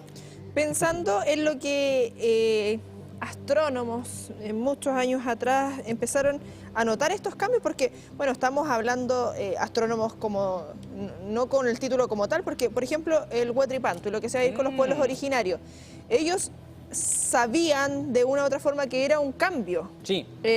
Ahora tenemos el conocimiento de académico, pero ellos tenían otro tipo de conocimiento, por eso había siembra ahí, porque sabían y daban el agradecimiento, sabían que iba a pasar un periodo complejo. ¿Cómo? Es que a mí de verdad estas cosas me cuesta como poner en contexto qué pasaba en esos años y todo lo que se ha ido aprendiendo también gracias a ellos. En efecto, todos los pueblos originarios observaron el cielo y lo estudiaron. Y todos ellos aprendieron de la observación cómo se comportaban los cielos. Incluso aquí, en el sur, los pueblos originarios del sur, los mapuches, al estudiar el movimiento y comportamiento del sol fue que lograron determinar cuánto tiempo pasaba para que fuera un año. ¿Cómo lo hacían? Bueno, hay que ver un poco este comportamiento que acabo de hablar del eje de rotación de la Tierra con respecto al Sol. Si nosotros estamos dentro del planeta, no podemos ver la inclinación del planeta. Si no lo sabemos, nosotros estamos aquí derechitos. Exacto. ¿Qué es lo que percibimos nosotros cuando estamos dentro del planeta? Si ahorita el eje está apuntando, por ejemplo, la parte norte está apuntando hacia el Sol y nosotros vivimos en el sur, desde el sur veríamos que el Sol está muy cerca del horizonte. O sea, alcanza una altura muy baja con respecto al horizonte. Y ocurre lo contrario cuando nos vamos al otro lado, donde ahora, desde aquí, desde el sur, veríamos que el Sol está como muy alto. En el verano vemos que el Sol alcanza alturas muy grandes. Eso no solo ocurre con la altura del Sol, sino que cuando el Sol sale por el horizonte, durante el año va cambiando de posición. En el verano está saliendo muy al sur con respecto al este, porque siempre nos han dicho que el Sol sale por el este y se esconde por el oeste, pero eso no es tan cierto. Él se desplaza. Aparentemente, porque en realidad quien se desplaza es la Tierra, pero aparentemente el Sol se desplaza y en diciembre sale muy al sur con respecto al este y luego se va desplazando justo en los equinoccios, saldría justo por el este y se escondería por el oeste, y cuando llega al otro solsticio, que es el del invierno, estaría saliendo muy al norte del este, lo vería lo más al norte del este. Los pueblos originarios se percataron de eso. Veían cómo al amanecer o al atardecer el Sol iba cambiando posición a posición con respecto al horizonte y se percataron que llegaba un momento en que se detenía su movimiento hacia el norte, se quedaba quieto unos días y empezaba otra vez a retroceder lentamente hacia el sur para regresar de nuevo a las estaciones de verano. Ese movimiento fue lo que ellos les ayudó a determinar cuántos días era un año, porque contaron cuántos días ocurría que el Sol regresara al punto más norte que llegaba, volvía a moverse y cuando volvía a retornar a ese punto norte, ellos veían que habían pasado 365 días. Y de ahí nació su calendario. Ellos van a celebrar el Huetri Pantu como el inicio de su nuevo año.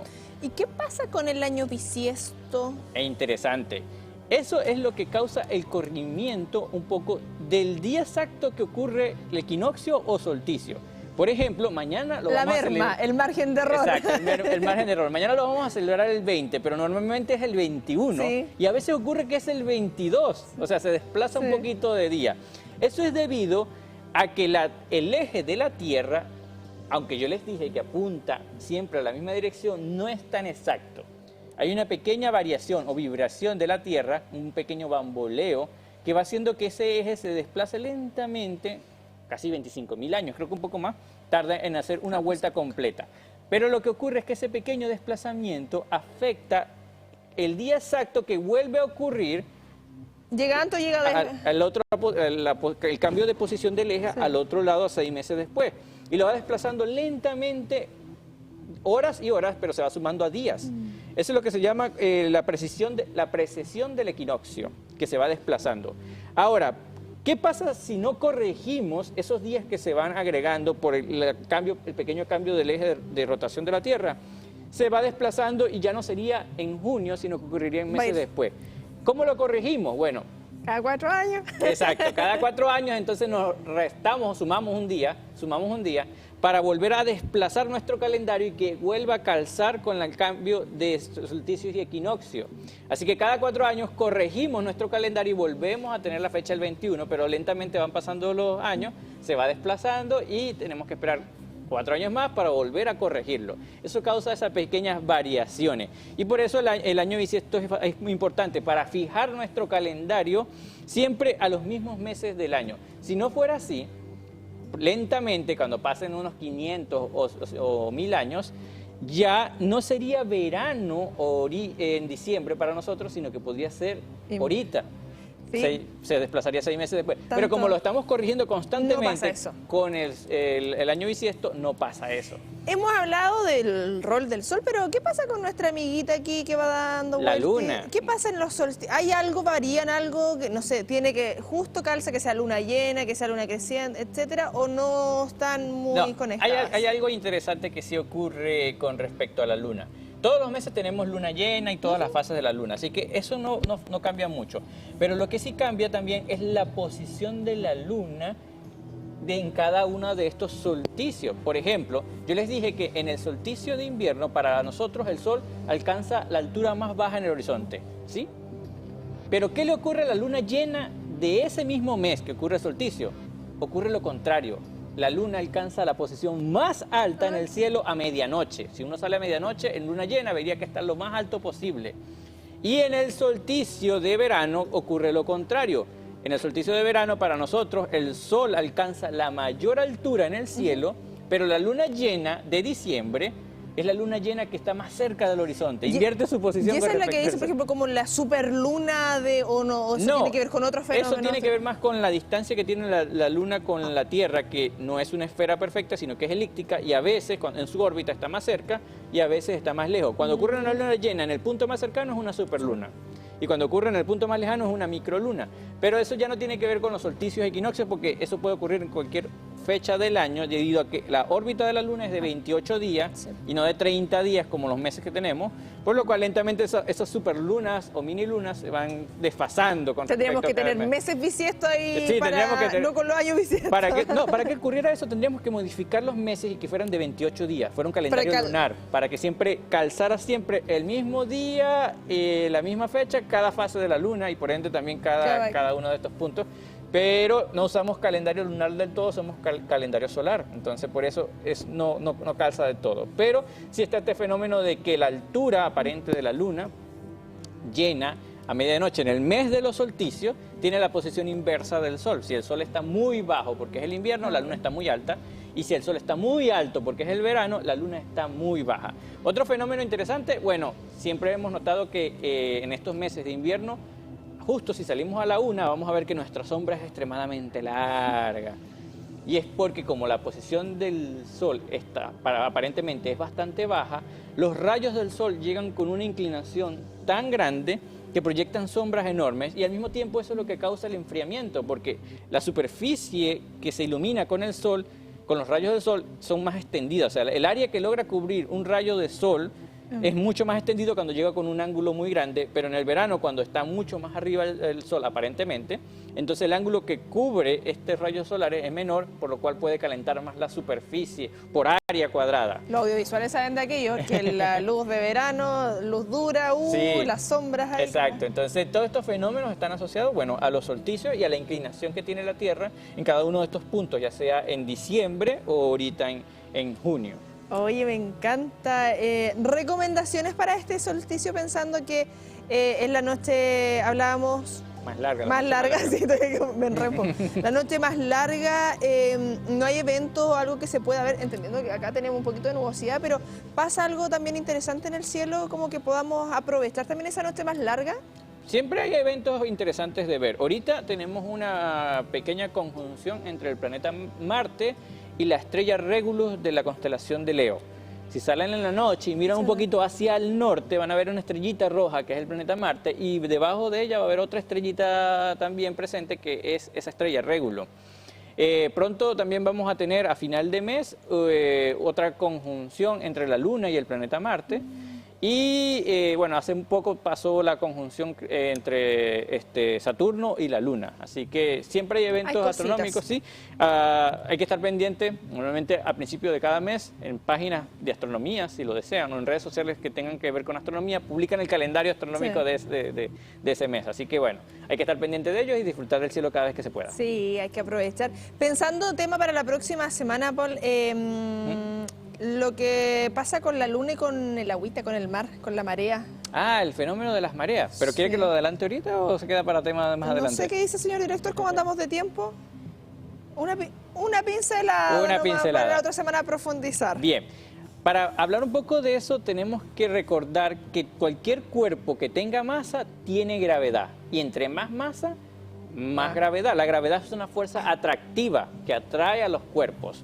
En el caso Tierra, Luna y Sol, ocurre que la Tierra experimenta la gravedad del Sol, lo que causa la órbita de la Tierra alrededor del Sol, pero a su vez también experimenta la gravedad de la Luna, por lo cual cuando la Luna, por ejemplo, la Luna, la Tierra y el Sol se alinean, la gravedad del Sol y la Luna se suman de cierto modo, causando que la parte líquida de la superficie del planeta experimente estas fuerzas gravitacionales y se sienta atraída, y por ende el nivel de agua que se encuentra aquí hacia la Luna aumente y el nivel de agua que se encuentra hacia el Sol también aumente. Entonces en estas zonas estarían experimentando una marea alta, pero en las zonas de acá que no están alineadas con la Luna y el Sol experimentarían lo contrario, los fluidos disminuirían porque se van hacia estos lados y experimentarían una marea baja. Pero como la Tierra no está fija, sino que de paso rota, va cambiando, la Luna se mantiene acá, entonces al rotar, la marea alta ahora estaría acá y la marea baja acá. Por eso experimentamos que las mareas altas y bajas van y vienen y se pueden determinar. Ahora, cuando la configuración cambia, la Luna está, por ejemplo, en esta posición, ya no está del todo alineado con la Tierra y el Sol, entonces la sumatoria de las fuerzas de gravedad ya no es tan eficiente y el fenómeno de marea disminuye mucho. Entonces, ¿cuándo experimentamos las mayores mareas? Cuando tenemos luna llena, que está en esta posición la Luna y está totalmente iluminada, y cuando tenemos luna nueva, cuando está en esta posición, que también está alineada con el Sol, exacto, y también tenemos el efecto de suma de la gravedad que causa una mayor marea. Entonces, durante la fase nueva y la fase llena es donde la marea es más alta. En las demás fases también ocurre el fenómeno de marea, pero un poco más reducido, más mitigado, porque tiene que ver un poco más con este juego de alineación entre el Sol, la Tierra y la Luna, donde la gravedad de estos tres cuerpos se van como que sumando e integrando y va alterando la parte más líquida, exacto, la parte más fácil de mover de la superficie terrestre. Porque aunque el interior del planeta también experimenta estas fuerzas, es más difícil que estas fuerzas puedan deformarlo.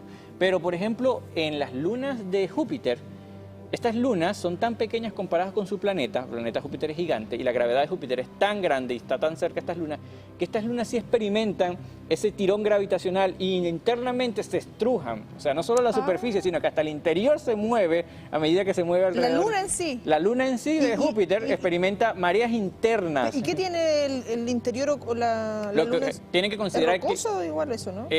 Los interiores de las lunas de del planeta Júpiter son como la Tierra, tienen capas de manto líquido, de magma. Por ende, esas capas son las que experimentan estos tirones gravitacionales. Internamente la Luna sufre mareas internas, o sea, si estuvieras en la Luna se sentiría que tiembla mucho más que aquí. Sus contracciones ahí. Mucho más temblores que aquí. Wow. Pero en el caso de la Tierra y de la Luna, nuestra diferencia de masa no es tan grande, entonces no experimentamos estas contracciones internas en el planeta, pero sí en la superficie donde el agua tiene mayor facilidad de moverse y ser atraída por la gravedad o los efectos gravitacionales. La naturaleza es tan sabia y por eso también nos gusta ir acercando todas estas temáticas. Paul, siempre un gusto que nos pueda acompañar aclarando esto la próxima semana y profundizando todo este detalle, y por qué no hablar también de otras cositas. Nos estamos viendo. Nos estamos viendo, muchas gracias. Nosotros nos separamos, última pausa en esta tarde de jueves 15 con 30 minutos.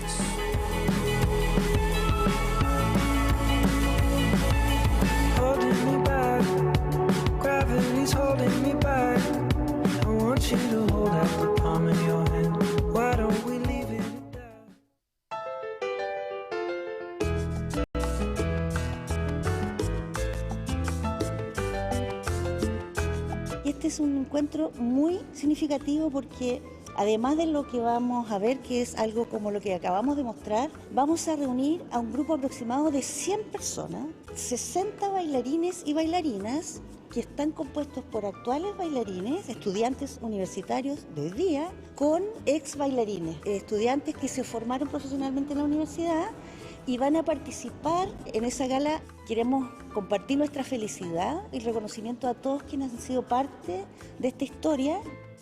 Llamadas a celebrar, ¿verdad?, los 50 años del Ballet Folclórico de la Universidad de Concepción, el BAFO UDEC. Es importante porque para nosotros desde siempre ha sido trascendental que nuestro estudiantado se forme no solo en las materias específicas, disciplinarias las que vienen, sino que también desde una mirada integral.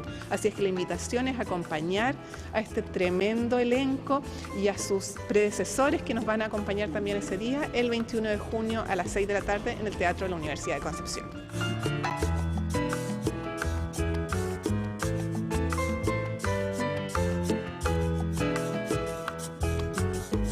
Yo bailé durante mucho tiempo en mi vida estudiantil en el ballet folclórico, por lo tanto claramente puedo dar fe de que es un espacio donde quienes llegan a esta universidad pueden encontrar amistad, pueden encontrar solidaridad, pueden encontrar disciplina, herramientas para trabajar en la vida también. Por lo tanto comparto completamente lo que señalaba tanto la vicerrectora como la directora de la DICE, que en el fondo esto forma parte de la formación integral que cada uno de nuestros estudiantes necesita. Yo estudié enfermería y pertenecí a estudiantinas en ese tiempo, entre el 83 y el 87. He estado en todos los ensayos y bueno, la disciplina que es muy importante en esto, con todo, con el aprendizaje de los bailes, con las coreografías y con la disciplina en general del grupo que lo mantiene hasta el día de hoy. Son aproximadamente 65 bailarines, 40, 50 músicos que están ahí trabajando un repertorio de las danzas más representativas de Latinoamérica, en donde ahora se hace un acercamiento de todo lo más actual que está trabajando el ballet. Tú vas a ver gente bailando de los años 80 con gente que recién es mechona, es una mezcla de generaciones, de vidas, de expresiones que tú vas a ver en el escenario.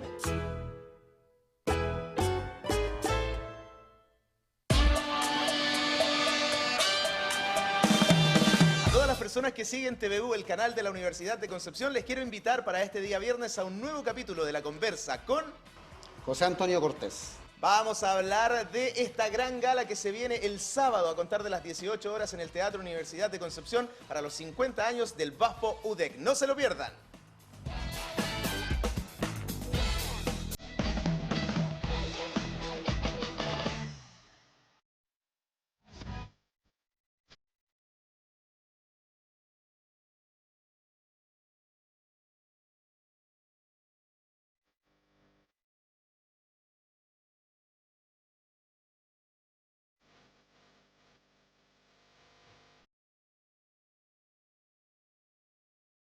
Ya estamos de regreso y nos acompaña la científica acá de la Universidad de Concepción, Catalina Morales. ¿Cómo estás, Cata?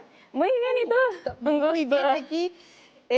Vamos a procesar un poquito, tratar de explicar todo lo que hay precisamente con el sismo que se vivió hace ya un par de semanitas en el norte de Chile, que bueno, genera gran conmoción y todo lo que pasa precisamente en nuestro país sísmico. Estamos acostumbrados, pero llamó mucho la atención este en particular. Tenía unas características que lo hacían distinto.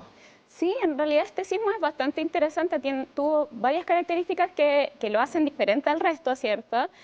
De partida su magnitud. Su magnitud está en 6.3, 6.4. Para Chile, tranquilo. Sí, ¿cierto? Los chilenos decimos así como... Bueno, me sigo tomando mi tacita de té, mi no agarro la tele. Claro. Entonces, eso es algo como que generalmente ocurre acá en Chile. Pero si vemos las imágenes, ¿cierto?, que ahora están mostrando, se movió harto. Sí, po. Se movió harto, entonces la gente dice, ¿qué está pasando aquí? Fue muy, no fue tanto en profundidad, fue más una capa superior, porque parece que no fue así tampoco. De hecho, no, de hecho, esa es como la parte más interesante de esto, es que fue un sismo 6.4 y no fue superficial, fue profundo. Entonces como que ya hay hartas incógnitas de lo que está pasando. Y bueno, igual, lo primero que quiero como corregir un poco o enseñar, aprovechando este espacio que me están dando, que nos vamos a ver seguido, ¿verdad? Eso es bueno, queremos aprender. Es que hay una gran diferencia entre magnitud e intensidad. Ya, ¿uno se refiere a los daños? Exactamente, la intensidad se refiere a cómo yo siento el terremoto. Si me vibra mucho el piso, si tengo que agarrar la tele, ¿cierto? Si se me cae el agüita de la taza o si ya tengo que arrancar de la casa, ¿cierto? A cómo yo estoy sintiendo eso. La magnitud refiere a la energía liberada por este sismo. Ya. Entonces acá yo les traje un pequeño ejemplo para esto. Ya tenemos nuestra pantalla con unos animalitos, no sé si se llegan a ver, pero bueno, acá hay animalitos, ¿cierto? Los puntitos blancos quizás que lleguen a ver en pantalla. Y resulta que imaginemos que esto es lo que es Chile, ¿ya? Y esta lucecita que está acá es mi terremoto, ¿ya? ¿Ok? Entonces, el voltaje o el wattaje o los watts de esta ampolleta van a ser siempre los mismos, ¿cierto? Claro. Yo los puedo poner cerca y veo que va a iluminar algunos animalitos, pero con alta intensidad. Sí. Lo pongo lejos, va a iluminar a más animalitos, pero con baja intensidad. Le hago un ángulo, por ejemplo, así, y también va a cambiar la intensidad con la que alumbra, ¿cierto? Un ángulo para el otro lado, etcétera, y puedo ir jugando, ¿cierto? Acá, ¿cuánto va a medir? Por ejemplo, 6,4. Acá, ¿cuánto va a medir? 6,4. Acá, 6,4. Acá, 6,4. Entonces va a depender... No va a depender como yo lo sienta de la magnitud del sismo, ¿ya? Va a depender de muchos otros factores. Entonces, el ángulo del terremoto, la forma del terremoto, qué tan cerca o lejos estoy, e incluso de los filtros. Ya ves. Si yo, por ejemplo, le pongo un filtro, la luminosidad que se va a ver en mis animalitos va a cambiar, ¿ya? Si yo pongo un filtro más poroso, voy a ver que el efecto va a ser diferente, pero esta magnitud va a ser la misma. Pero tengo una pregunta, porque siempre se ha dicho, y lo que se habló mucho para el 2010, es que si hay un sismo que no permite que nos mantengamos de pie, es porque es muy alto. Pero si yo lo estoy percibiendo más alto de lo que realmente se liberó, ¿va ahí la conexión? Ya, mira, esa es una buena pregunta. Cuando yo les digo de que estos filtros van a amplificar o simplificar, por ejemplo, el movimiento, me puedo referir a muchas cosas. Estos filtros pueden ser, por ejemplo, el tipo de edificación, ¿ya? Si estoy en una casa de madera... Estoy en un 10º piso. Estoy en un 10º piso, ¿cierto? Si mi casa se construyó sobre arena, se construyó sobre roca, ¿ya? Todo eso va a cambiar el cómo yo siento. De hecho, nuestros pobres... amigos, ¿cierto?, de México, de Ciudad de México, tienen el gran problema que construyeron su capital sobre un antiguo lago. Entonces, cada vez que hay un sismo, independiente que este sea muy lejos de ellos, ¿quién lo siente más fuerte? Ciudad de México. Entonces, y eso produce la intensidad, exactamente. Entonces, claro, a ver, nosotros no llegamos a calcular tan rápidamente dónde ocurre el sismo, ¿ok? Entonces, la medida muy básica es, si yo lo siento muy fuerte, no me puedo mantener de pie y estoy en una zona de costa, puede haber un tsunami. Arranco. Sí. ¿Para qué voy a esperar, oye, que me digan, oye, ¿sabes qué? Va a llegar el tsunami, la alerta y todo? La cultura sísmica en nuestro país tiene que estar eso en primer lugar. Tiene que ya estar acá integrado en nuestras cabecitas, ya. La gente lo sabe, todos nuestros antepasados lo sabían, ¿cierto? La leyenda de Caicay y Tren Tren, nuestros antepasados mapuche, todos lo sabían, ¿ok? Ahora, si siento un sismo muy fuerte y estoy en un lugar que no es seguro, me tengo que poner bajo resguardo. Tengo que tener cuidado que se me caiga algo. Mira, a mí me encantan, amo estos repisas sobre la cama con libros. ¡Ay, no! ¡Ay, me encantan! Las adoro, son preciosas. Pero soy sismóloga y no las puedo tener. ¿Por qué? Porque imagínate que estoy acostada en la cama, ¿cierto? Y hay un sismo. Es muy probable que se caigan estas cosas sobre mi cabeza. Sí. Entonces no estoy en una zona de seguridad en mi cama. ¿Ya? Dormir con casco. Claro, voy a dormir con casco para tener mis libros sobre la cama. Entonces igual tener esa precaución. Estamos en un país sísmico, si ocurre un sismo, independiente de la magnitud, ya lo vimos, ¿cierto? La intensidad puede variar. Si ocurre un sismo con alta intensidad, que se me pueden caer las cositas, tengo que tener la precaución de que, por ejemplo, alrededor de mi cama o sobre mi cabeza, donde generalmente posiciono mi cabeza, no haya nada, que los muebles estén lejos de la zona de evacuación para poder tener un pasillo donde evacuar. Las copas, por favor, cerraditas las puertas. Sí, y todas esas cosas. Y lo más importante, ¿sabes? Los zapatos. Ni te digo yo cómo me demoré para el terremoto. Para el terremoto del 2010. Sacaba zapatos y no pillaba pares de zapatos. Mira, yo vivía en Puerto Montt en ese momento del terremoto del 2010, estudiaba acá. Y lo único que me acuerdo es que mi pobre vecino salió desnudo, sin nada. Como Dios lo trajo al mundo, corriendo, evacuando. ¿No sería Boris Godoy? Y sin zapatos, así que no avanzó muy lejos. Pero claro, esas cosas tenemos que ya tener una cultura sísmica. Estamos en Chile, es un país que tiembla, va a pasar y va a seguir pasando.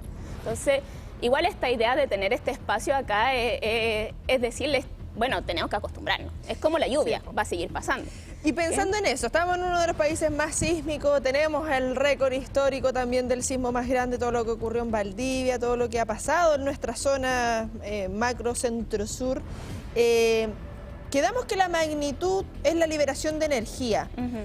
Pero volviendo a lo del norte, ¿qué pasó entonces? Ya, eso es muy entretenido. Acá yo les traje mis placas, ya. Son mis placas tectónicas. Okay. Entonces resulta de que nosotros lo que generalmente vamos a tener va a ser que tenemos la placa continental y la placa oceánica, ¿ya? Entonces vamos a tener que una subduce bajo la otra, ¿ya? Una se mete bajo la otra. La oceánica, porque es más fría, va a bajar. Lo más frío baja, lo caliente sube, lo vemos en el humo, ¿cierto? Lo vemos cuando cocinamos en los asados, ¿ya? Lo caliente sube, lo frío baja. Entonces resulta de que generalmente los sismos que tenemos en Chile se producen por esto, porque hay un roce entre las placas que impide el movimiento. Entonces la energía, claro, se acumula, ¡pup! No puede más, sismo. Se acumula, ¡pup! No puede más, sismo. Y ahí, ¡pup! Voy avanzando, ¿ya? ¿Qué pasó en este caso? Es muy probable, obviamente faltan más estudios, pero debido a la profundidad de este sismo, que este evento no haya ocurrido en este roce entre placas, sino haya ocurrido aquí más abajito, donde tengo el puntito amarillo. ¿Y efectivamente. ¿Cómo ocurrió ahí? Ya, mira, si tú me tomas mis placas, muchas gracias. Resulta que cuando tenemos esto, ¿cierto?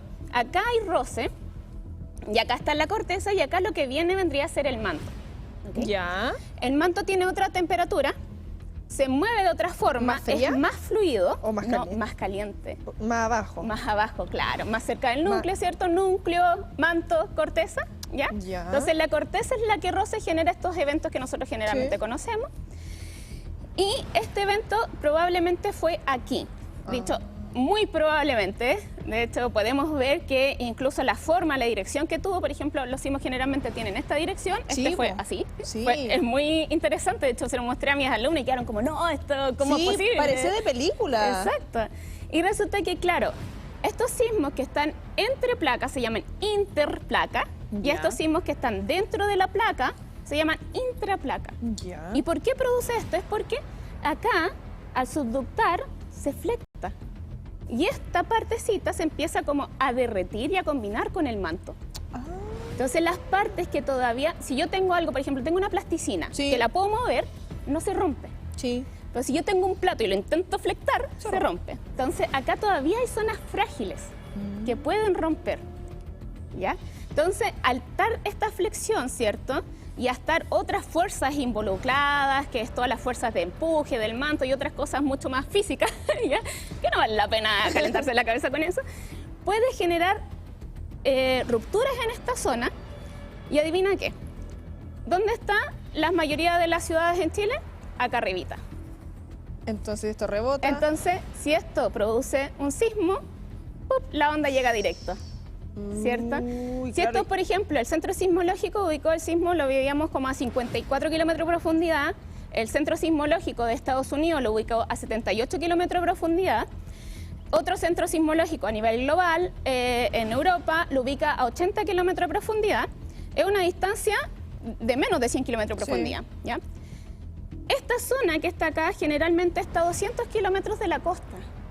que es donde produce Sí. los sismos generales, Sí, sí, sí. ¿cierto? Y rebotan al... Entonces, imagínate, 200 kilómetros de la costa, no llega directo, se da una vueltecita, ¿cierto? ¡Pup! Y llega así. Y pega el Y saltito. claro, entonces pega una intensidad menor, tiene un ángulo diferente. ¿Ya? Entonces, hay una intensidad menor, entonces, claro, un 6.4 que ocurre acá es muy diferente a un 6.4 que ocurre aquí.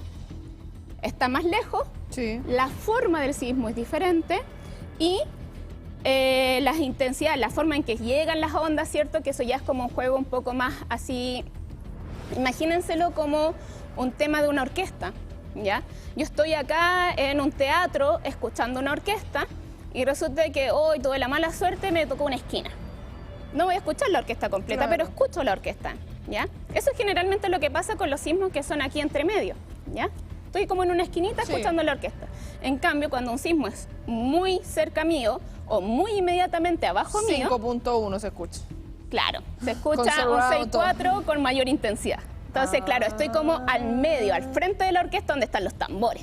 ¿Me entiendes? Pensando en lo ideal, es como el lugar... Claro, como el lugar donde voy a escucharlo más fuerte. Pues, Claro. entonces voy a sentirlo más fuerte. Pero el sonido que emite la orquesta es el mismo. La magnitud, la energía liberada es la misma. Y pensando, porque siempre se habla, claro, de este tipo de sismo, pues, de Sí. esta, ¿qué tanto estudio hay respecto a estos otros? Y otra pregunta sobre, tú señalaste 3 organizaciones distintas. Sí. Nacional, internacional y europea. Sí, una internacional, bueno, dos internacionales, una de Estados Unidos y otra a nivel ¿A europeo. qué se deben esas diferencias de distancias, kilómetros? ¿Son distintos sensores? ¿Cómo funciona? Ay, ¿estás segura que quieres preguntarme eso? Es que puedo hablar mucho ya. Tú ya nos Esa justo es mi área ya. No, es precioso ya. Bueno, se debe a muchas cosas. Y de hecho es bastante interesante. Porque ahí se nos complica la pega. Nosotros los comunicadores, chuta, informamos y después llega aquí la profe y nos dice, no, está mijito, mal. ese dato está mal. Chuta, y uno dice, ¿qué hago? Porque finalmente también es un rol súper importante para nosotros entregar la cifra exacta y por eso tenemos los especialistas. De hecho, por ejemplo, algo que la gente siempre está como escéptica, y yo entiendo que haya mucho escepticismo con los sismos por todo lo que pasó durante el terremoto del 2010. Es lógico que todavía exista ese escepticismo con las organizaciones si le nacionales. bajaron la intensidad, nos quieren... Claro, yo les digo, no, por favor, créanme, no bajamos la intensidad, debería ser mucha pega, créanme que yo ya tengo suficiente trabajo como para tener el mayor trabajo de intentar mentirle a alguien. Resulta que lo que sucede es que de partida del centro sismológico hay un evento sísmico. Vamos a ocupar mis placas. Sí, ya. Hay un evento sísmico acá al medio, ¿ya? De esta misma placa que chocó ahí. Claro, de esta ¿Ya? misma placa. Hay un evento sísmico acá y resulta que esto no es como que rompe y yo lo escucho inmediatamente, ¿cierto? Hay un tiempo que demoran en las ondas en viajar. No es como algo instantáneo, ¿ya? Sabemos que la velocidad más alta es la velocidad del sonido, ¿cierto? Entonces tiene que demorarse menos que el doble de la velocidad del sonido, ¿cierto? Entonces, pero tiene un tiempo que se demora en llegar a las estaciones que tenemos instaladas. Entonces, lo que hace el Centro Sismológico y los centros de alerta temprana es que llegan y ocupan las primeras estaciones que detectaron esto, las más cerquita. Y a los 5 o 10 minutos ya te tienen una localización. Así como, oye, esto probablemente fue acá, con tal profundidad, con tal magnitud. 5 o 10 minutos, localización, magnitud, súper bien. En algunos casos 3 minutos y ya tenemos una solución inmediata, ¿ya? Pero el problema es que las ondas siguen viajando. Entonces, de usar 10 estaciones que estaban alrededor, ahora puedo usar 30, porque ya llegó a las 30 de más. Entonces ya, lo primero que hago es que espero un poquitito a que lleguen a mis 10 estaciones que están cercanas, ¿cierto? O a las más cercanas, 10 yo, es un número burdo, ¿ya? Sí. A las más cercanas y saco una magnitud, intensidad, localización, todo bien. Espero otro poco que llegue a las que están medianamente lejanas y de nuevo, 30 minutos, otra, ¿cierto? Y resulta que esto se hace de forma un poco automática y manual a la vez, ¿ya? Hay unas personas que yo valoro mucho por el trabajo que hacen, que llega la onda sísmica a su computador y ya están así. Pop, onda, pa, onda, pa, onda, pa, onda. Y así con eso lo toma un código, calcula esto y después recién la otra onda y están picando. Pero ya una vez de los 30 minutos, quizá hagan otra iteración nuevamente con las ondas que ya están mucho más lejos, con las estaciones que están mucho más lejos, que ya recibieron la onda y van a tener una solución nueva, ¿cierto? Y resulta de que finalmente lo que va a pasar es que va a llegar el ojo humano y va a decir, ¿sabes qué? Esta estación se saturó. Estaba muy cerca del epicentro, se saturó, la eliminamos, no la usamos. Esta estación, ¿sabes qué? Parece que no la pusimos bien. Claro, sí. Puede pasar, ¿ah? Sí, puede pasar. se nos descargó la batería. Claro, el norte está para el sur, eso hay que verla después, ya, se limpia y se tiene una solución final. Ya, y eso se hace manual. Y esa pega 24/7. 24/7. ¿Y en Chile qué se trabaja? Exactamente. Porque acá tenemos precisamente, este es el sitio de sismología.cl, ¿cierto, chiquillo? Sí, sismología.cl. Claro, tenemos harta pega porque estamos hablando que el 19 tenemos ahí... un montón de sismicidad. Sube un poquito.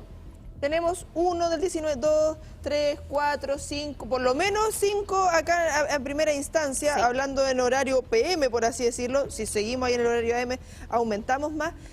Vamos aquí... Mira, vamos por parte acá. Porque, por ejemplo, generalmente vamos a tener estos resultados y acá tenemos la latitud, la longitud, la profundidad y acá nos sale la magnitud. No la intensidad. No la intensidad, la magnitud. Y acá nos aparece un ML.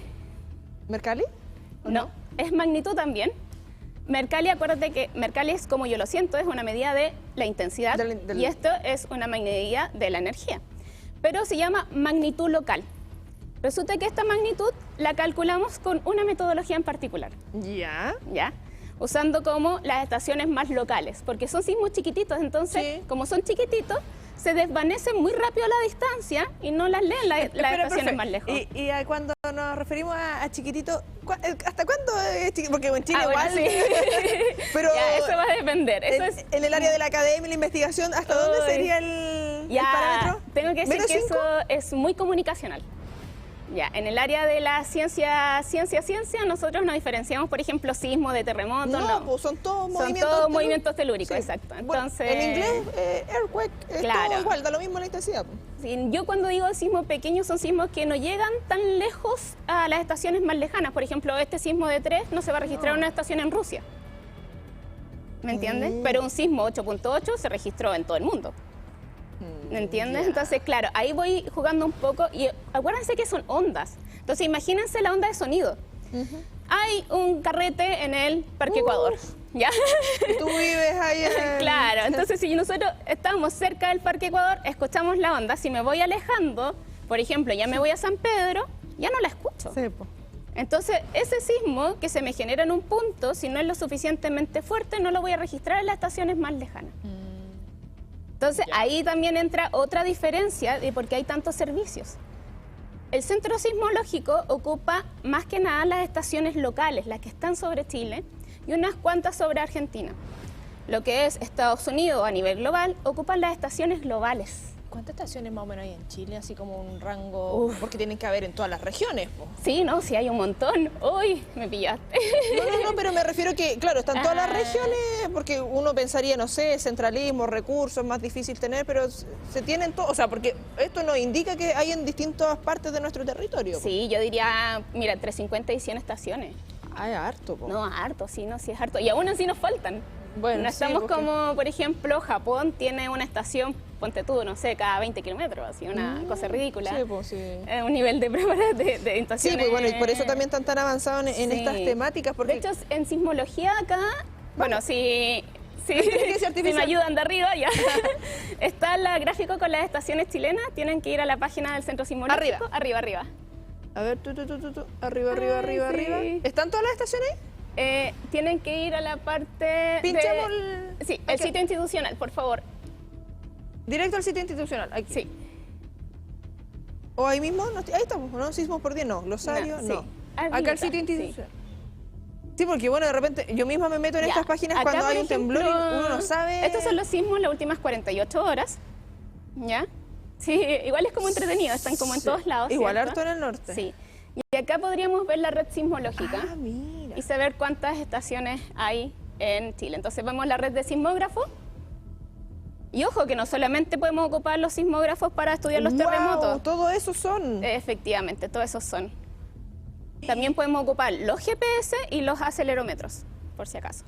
Mira, acá tenemos, o sea, cuando nos dice que hay un temblor En Concepción tendría que ser el que está ahí como en Talcahuano, porque eso es como... Claro, esa ocuparíamos esta estación primero, probablemente si es muy fuerte esta estación se nos puede saturar. Tendríamos ¿ya? que irnos un poquito Es como, volvamos al tema del sonido, las ondas de sonido es lo mejor para ejemplificar las ondas de terremoto. Es como cuando acercamos el micrófono al parlante y suena... Ya. Aló. Claro. Ahí, perdón, lo saturé. Igualmente pasa con las estaciones sismológicas, se saturan si están muy cerquita, ¿ya? Entonces, claro, probablemente intentemos ocupar esta dependiendo del sismo, después vamos a ocupar esta, después vamos a ocupar esta y después vamos a ocupar todas las otras. Entonces, ¿en qué se diferencian los diferentes centros sismológicos? Es en las estaciones que ocupen y en la metodología que ocupen. ¿Ya? Las metodologías pueden variar, pero generalmente son similares. Los resultados tienden a ser similares unos con otros. Sí, pues lo que y obviamente, varía poquito. claro, obviamente hay unos rangos de error aceptables. Por ejemplo, en este evento fue la profundidad, pero en temas de alerta temprana, para un evento que ya fue profundo, ya no, honestamente no nos interesa. Claro. Les interesa ya más a gente como yo y a mis pobres estudiantes. A los estudiosos del tema. Y gracias a ustedes podemos tener también este tipo de conversaciones después. Exactamente, porque después, yo les digo, onda, tenemos solución, 10 minutos, solución a los 30 minutos, solución a 1 hora. Al otro día viene la solución de Europa. ¿Ya?